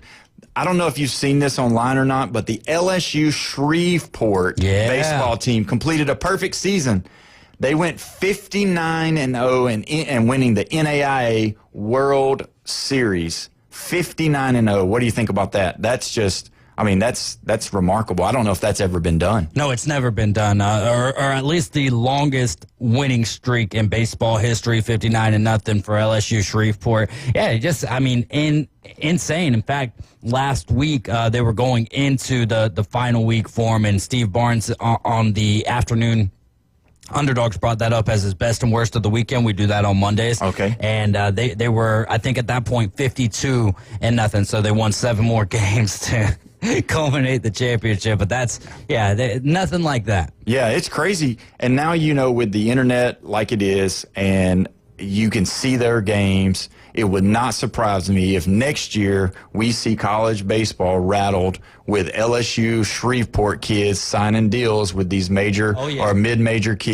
mid-major colleges coming in and being able to be a part of the next step. Yep. You know what I mean? Because NAIA baseball has always been strong. I mean, back where I was from, University of Mobile, Spring Hill College, they always put people in the pros. They always were signing kids locally. They didn't usually give them much money, but they definitely got to play, and they had an opportunity to move on to the bigs and get some minor league contracts. Which is exactly why I think we're seeing what we're seeing in the world of college baseball right now, where the NIL and the transfer portal is able to, bring some of these smaller guys up that people don't know about, put them on powerhouse rosters, and now all of a sudden, they're making a difference over there. And that's because baseball, in my opinion, at the collegiate level is a lot more closely competitive than go through. It doesn't matter if it's NAIA, D2, D1, JUCO even. It's a lot more closely competitive compared to definitely football, even basketball. Yeah, so even like when in JUCO back in the day, there used to be a clearinghouse, and you had to do those papers. You had to submit them on the time. Your grades had to be here. You had to make a certain number on your ACT or SAT on the West Coast. And if you didn't, you went JUCO. And I want to tell you, the JUCO in the 90s and 2000s was some of the best baseball, basketball, football, all of that, just D1 players just out there playing and grinding against each other. There was nothing to be playing against someone that was going to be playing Division I football, baseball, or basketball. Yeah, you go look at the dugout over there at Gulf Coast, and that will ring true. They got a lot of players that have been in that dugout and went on to the major league levels. Yeah, that's crazy when you think about that. Well, when we come back from break, we are going to dive into a little bit of NBA. We're going to talk about the NIL. You're listening to 104.3 ESPN Northwest Florida. We'll be right back.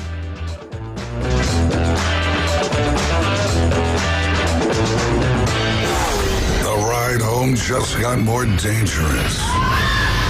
104.3 ESPN Northwest Florida is your spot for the afternoon underdogs. One of the more underrated. Fast as lightning. You know that he's got perseverance. Weekdays 4 to 6 live from the CBC Construction Studio. Reactions, rants, and your calls at 850-215-6290. The afternoon underdogs are live and local. Weekdays on ESPN Northwest Florida. This is Joanna with ESPN Northwest Florida. Here is your weather forecast on this Monday afternoon. The remainder of the day, mostly sunshine and 86 with a gentle breeze coming out of the south-southwest around 8 miles per hour. For tonight, clear skies and a low near 73. Tomorrow, sunny and a high around 86. For Wednesday, mostly sunshine in the morning, but otherwise a likelihood of thunderstorms and a high of 85. This weather forecast is sponsored by Mid-South Lumber, the best little lumber yard in Panama City. Thank you for keeping that dial at ESPN Northwest Florida. Rely on it. Tired of boring merch and want your brand to stand out like the big names? Elevate your look with Red 7 Tees. They don't just print shirts, they create bold identities. They are a veteran-owned custom apparel shop providing the kind of detail that turns heads, using high-quality digital printing and embroidery to give you that unique style you love with no minimums or cookie-cutter designs. From small business to sports teams, if you've got a vision, they'll help you wear it proudly. Visit Red7Tees.com. Los Rancheros has been doing it right for 20 years. Los Rancheros brings a top-shelf dining experience to you with the opening of their beautiful new building. Watch all college and pro games on Los Rancheros' 14 large-screen TVs with great drink specials daily from 2 to 5 and during all the games. Los Rancheros, the place for live sports and great food on 23rd Street between Jenks and Harrison. Now back to the Inside Drive, live and local from the Gulf Plus studios. Welcome to the Inside Drive, the next big thing. It's a big, huge, giant deal. Sports betting, huge reactions, your calls and real-time coverage of the stories you're following on ESPN Northwest Florida. And welcome back to the Inside Drive. You are listening to 104.3 ESPN Northwest Florida. We're so glad that you've decided to listen with us wherever you are, whatever opportunity you're listening on. We appreciate it. And don't forget, if you have a call-in question or if you have a comment, 850-215-6290. You know, the last time I was on air with Ryan, I did something, David, that... What you done did? Well, I did something that I don't think he was very happy about, and which, you know, being an Alabama fan, I didn't really know that he was as huge of an Auburn fan as he is, but at the end of the broadcast, I had said, "Roll Tide." And that's something that I normally have said since I've been coming on and guesting and hosting or whatever. And so with that, I have an amends to make with Ryan on the air. I wanted to do something just specially for him at this 12:30 time slot. I don't know if he's going to listen or maybe if he can go back and listen. But I got an Auburn Did You Know? Okay. Did you know that Auburn is one of only 4 schools with MVPs in the NFL, the MLB, and the NBA? So greatness runs deep, as bad as I hate to say it, on the plains. So NFL, I guess you would be able to name that one. NFL would be Cam Newton. Cam Newton. And from Major League Baseball, Frank Thomas. Frank Thomas twice. Okay. There's one more, actually. Okay. Oh, man. He's Paul Konerko? Nope. He's a Mobile, Alabama boy. Come out of Mobile. I think he went to Faith Academy High School. What years did he play? I would say Tim. I don't know. He just got Tim out. Hudson, huh? He just got out not too long ago. His last stint, I believe, was with the Yankees. He played third base. When he did win the MVP, he was playing for the Blue Jays, and he played third base. Pretty pretty popular guy, definitely outspoken guy. He just was one of those guys. I'll give you his first name. His name was Josh. Yes, you almost said it. I thought you were going to say it. I was going to say Josh Turner, but that's a different world. Josh Donaldson. Yes. Oh yeah. I did not know he played at Auburn. Yeah, because he played a season, maybe season and a half with the Braves. Yeah. So he did play with the Braves, and then the NBA. NBA Charles Barkley. Yeah. The Mount and Bo Jackson should have won one in either the NFL or so, but yeah.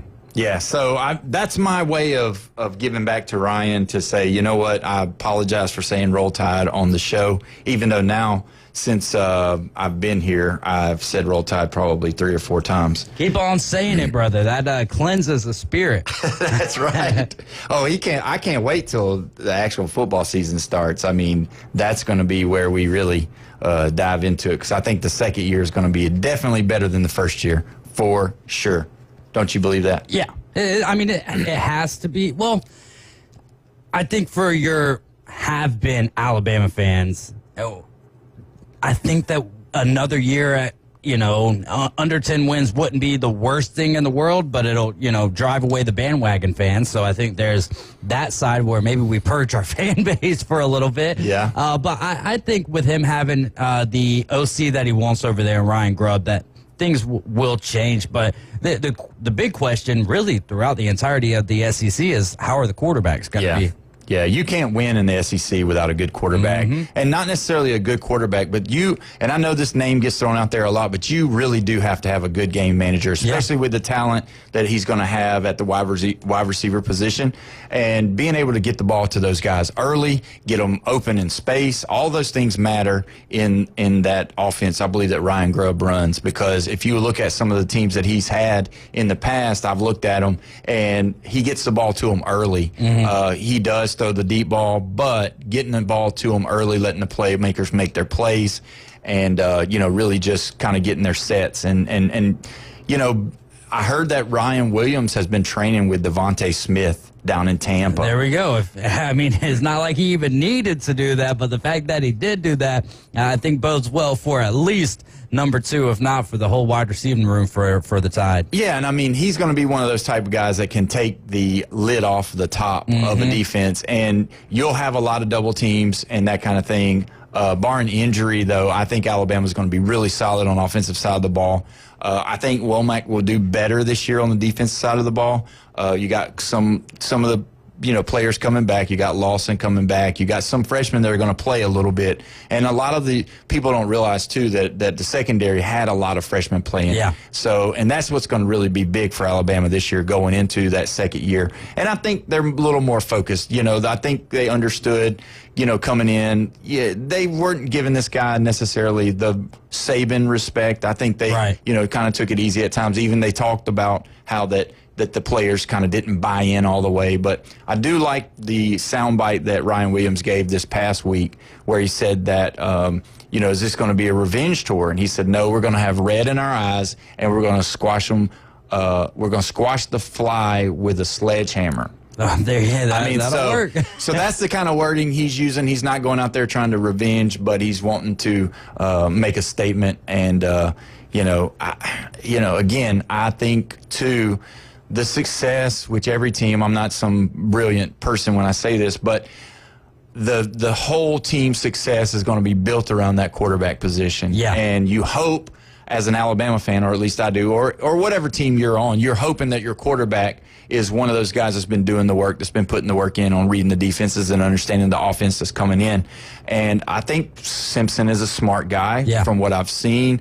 I believe he's a coach's kid, which helps. That's always good. Those guys always usually flourish. But I also think that he sat behind 2 types of quarterback, which is good. So the Bryce Young early, and then seeing Jalen Milroe. So I seeing those guys, seeing what they bring to the table, I think for Alabama, that's going to be a big time help. Being able to manage the game. He's played in some times where it wasn't, it was more cleanup time, but he still was able to throw some passes and kind of see the speed of the game. Because, I mean, if you look at the SEC, the speed of the game is just it's NFL caliber level.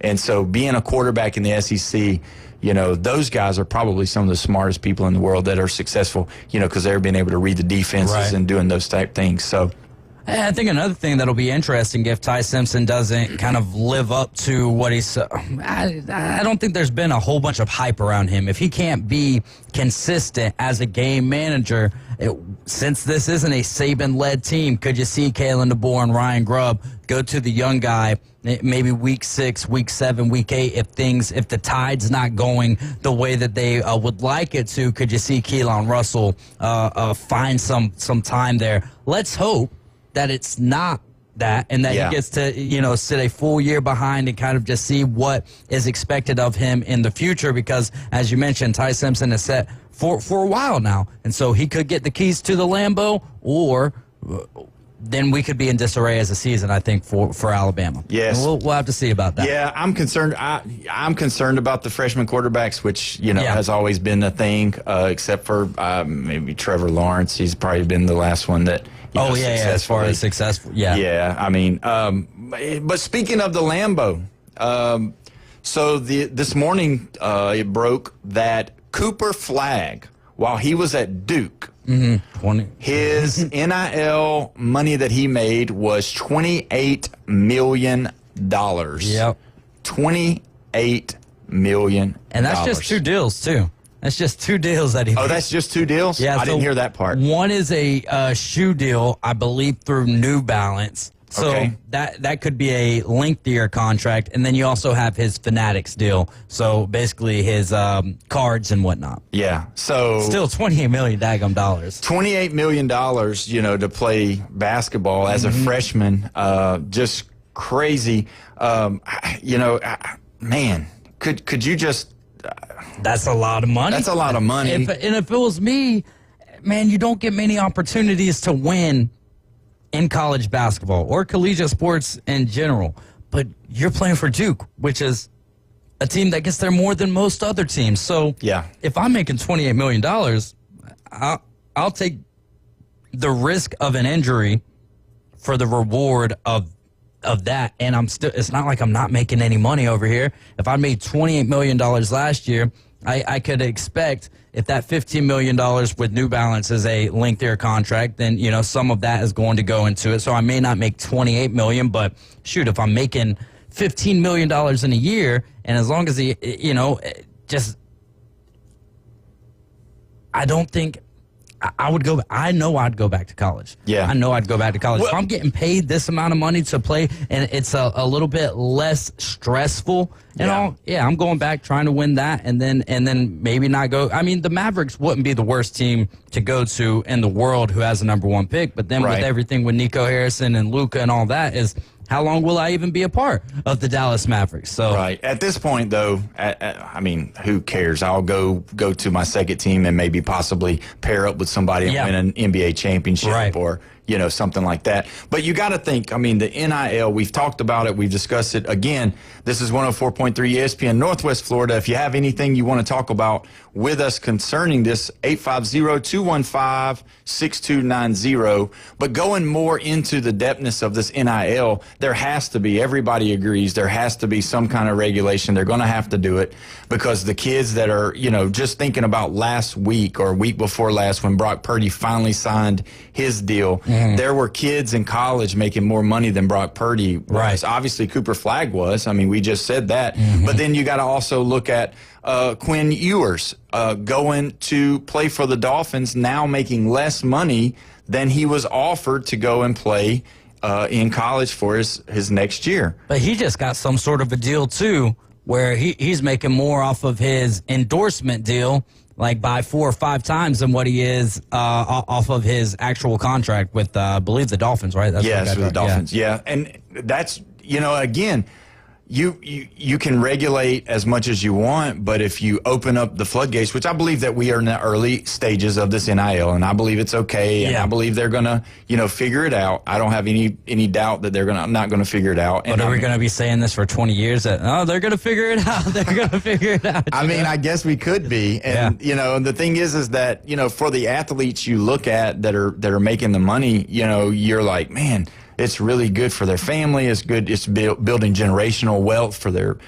families and their moms and dads who maybe, because it is expensive to play sports. It is expensive to go to these showcases. It is expensive to go and play in these tournaments or play in these, games where you're playing against the best of the best to try to go and get that scholarship. That staying in the hotels and eating out every night and the gas money it takes to be there.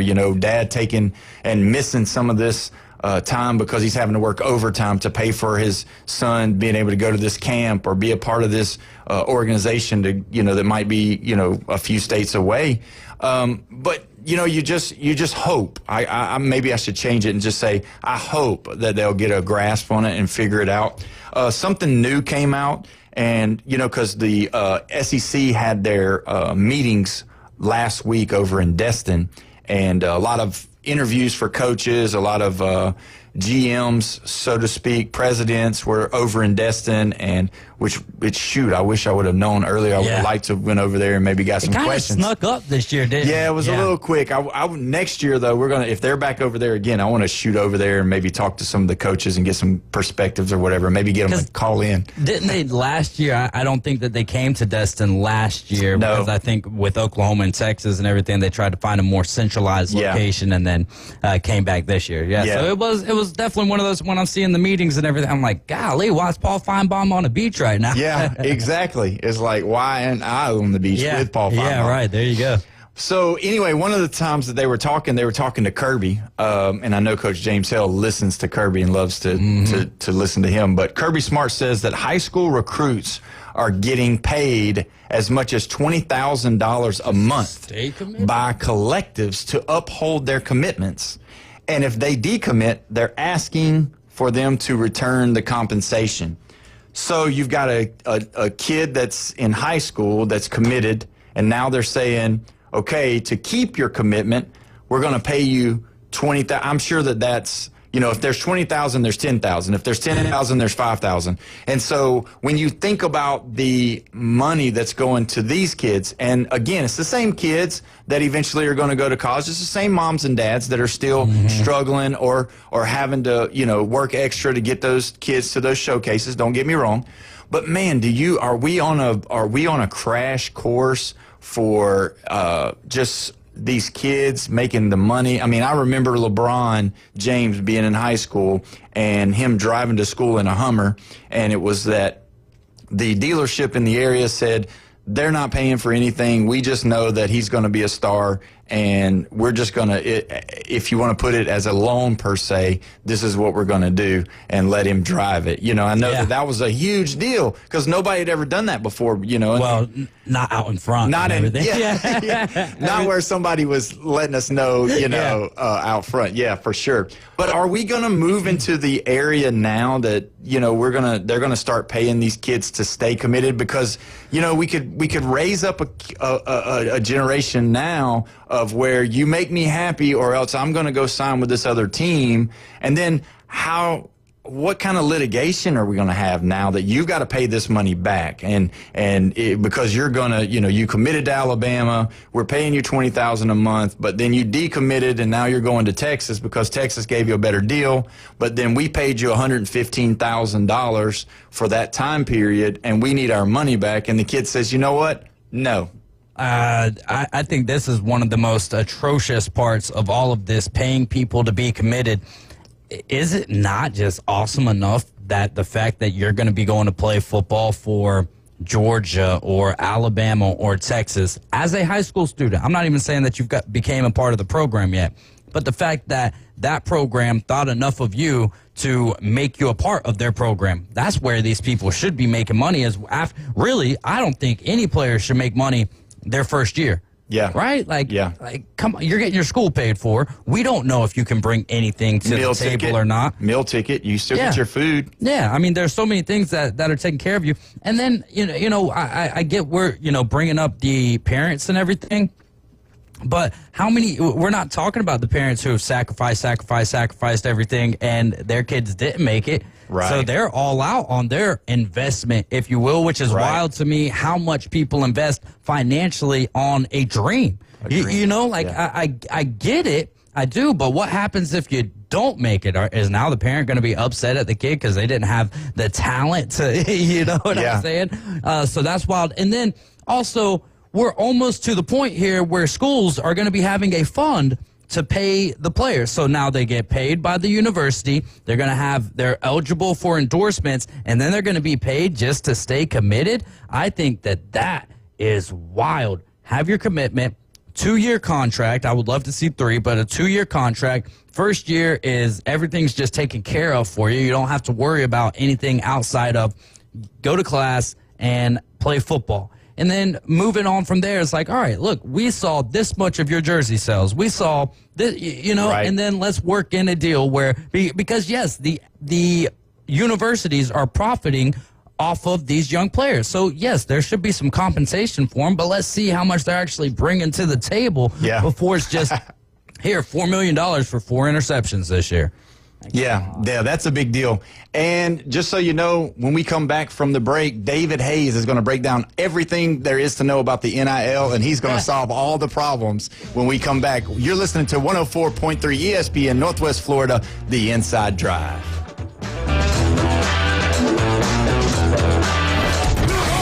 ESPN Northwest Florida. The afternoon underdog. Ryan Mathis has got Wherever I May Roam. Metallica, yeah, but it sounds off of Metallica. I mean, like, I don't want to, here it comes. I've been trying to. I've had too many guests all today to let him out of the cage. Man, yet. like, it's just too much. If you're a Metallica fan and like if you consider yourself a Metallica fan, I don't think you should name that album. 4 to 6 weekdays. 104.3 ESPN Northwest Florida. With over 65 years of combined experience, Instant Replay Sports Cards is happy to help you take your collection to the next level.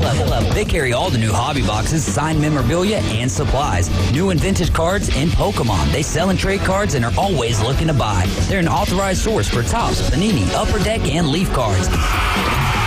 Instant Replay Sports Cards is open 7 days a week at 752 West 23rd Street, down from Academy Sports. It can always be reached at InstantReplaySportsCards.com. Get ready for your next adventure and discover Kia at Bill Bird Kia today. Check out the 2025 SUV family. The road is yours. Take a test drive and see the all-new features that elevate any adventure. Now offering 1.9% APR up to 60 months on the purchase of a new 2025 Kia Sportage or a 2025 Kia Sorento. You'll get the perfect balance of comfort, safety, and technology.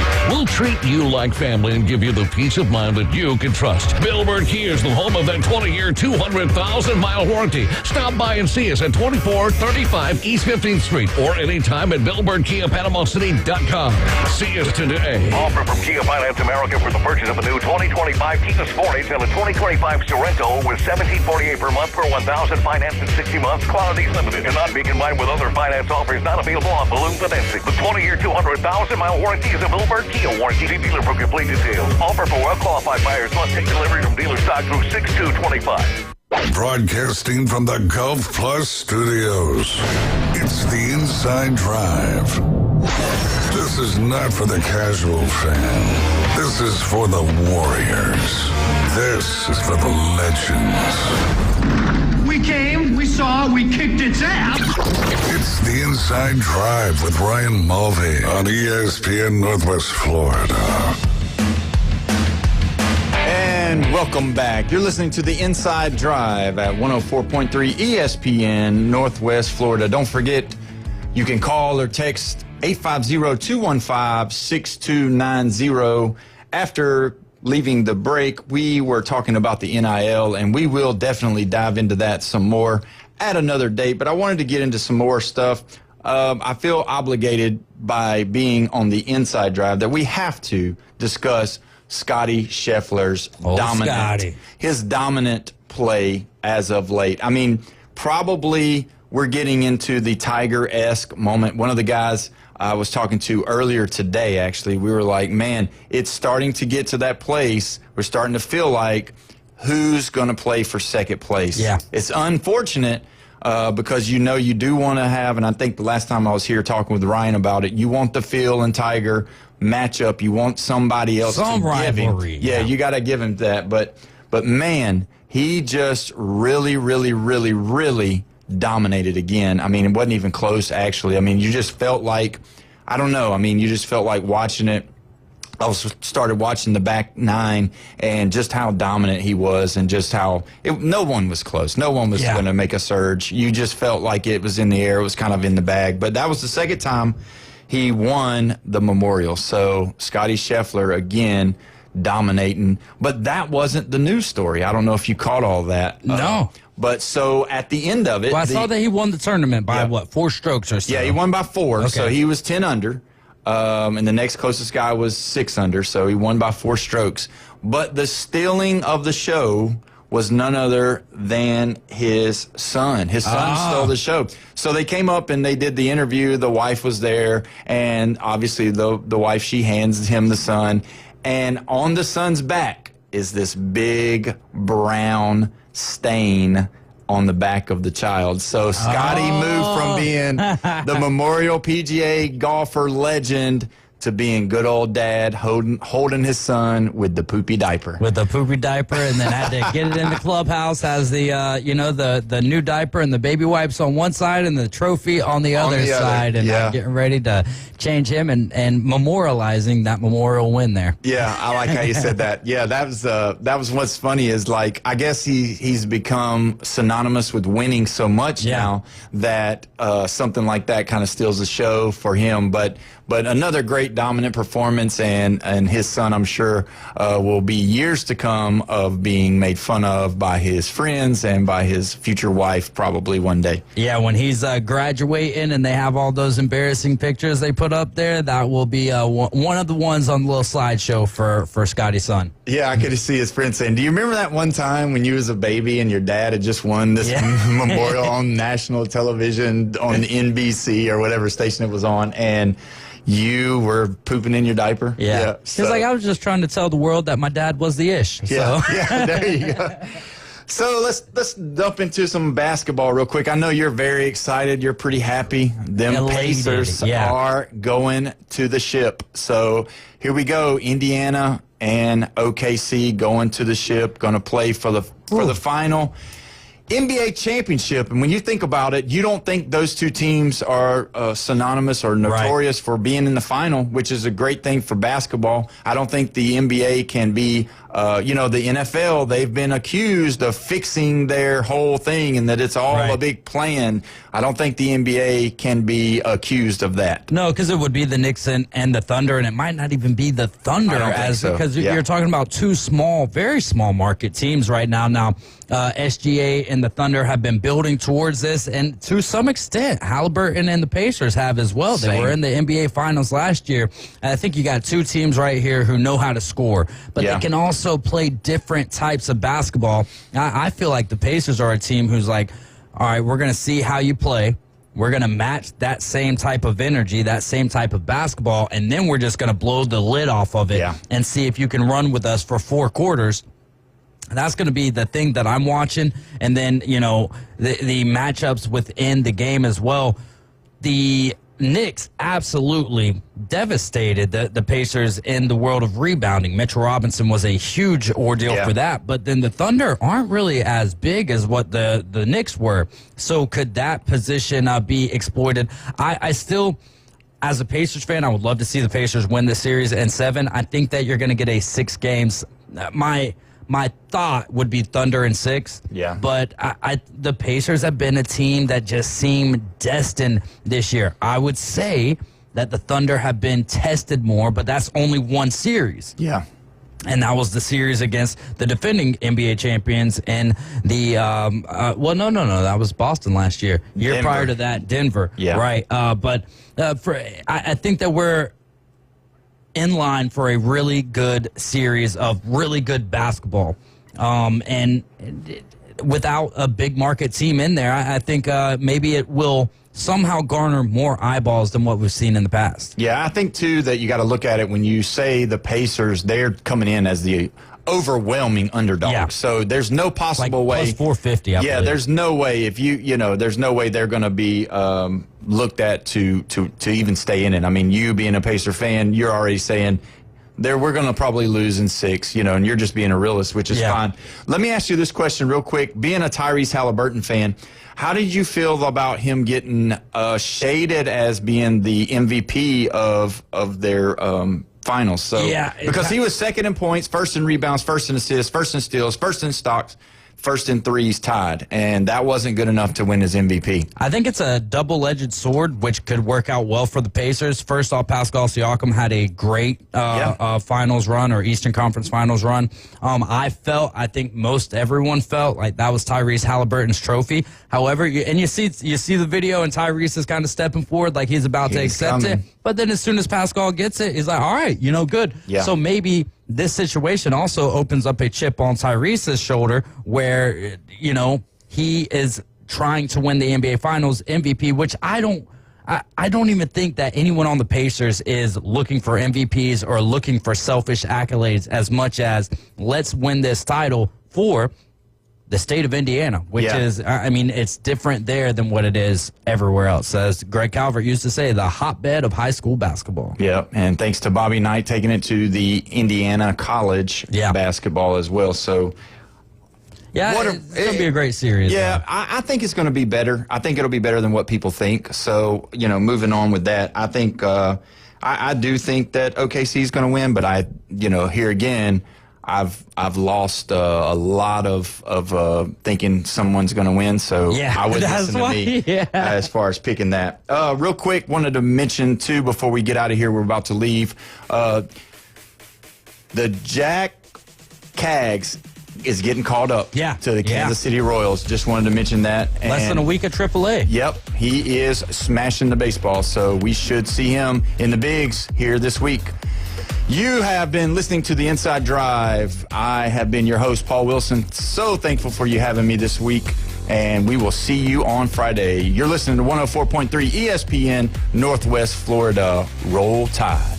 Are you ready? Celebrating 2 years of broadcasting history. I told you this would work. It's the Best of Bay awarded in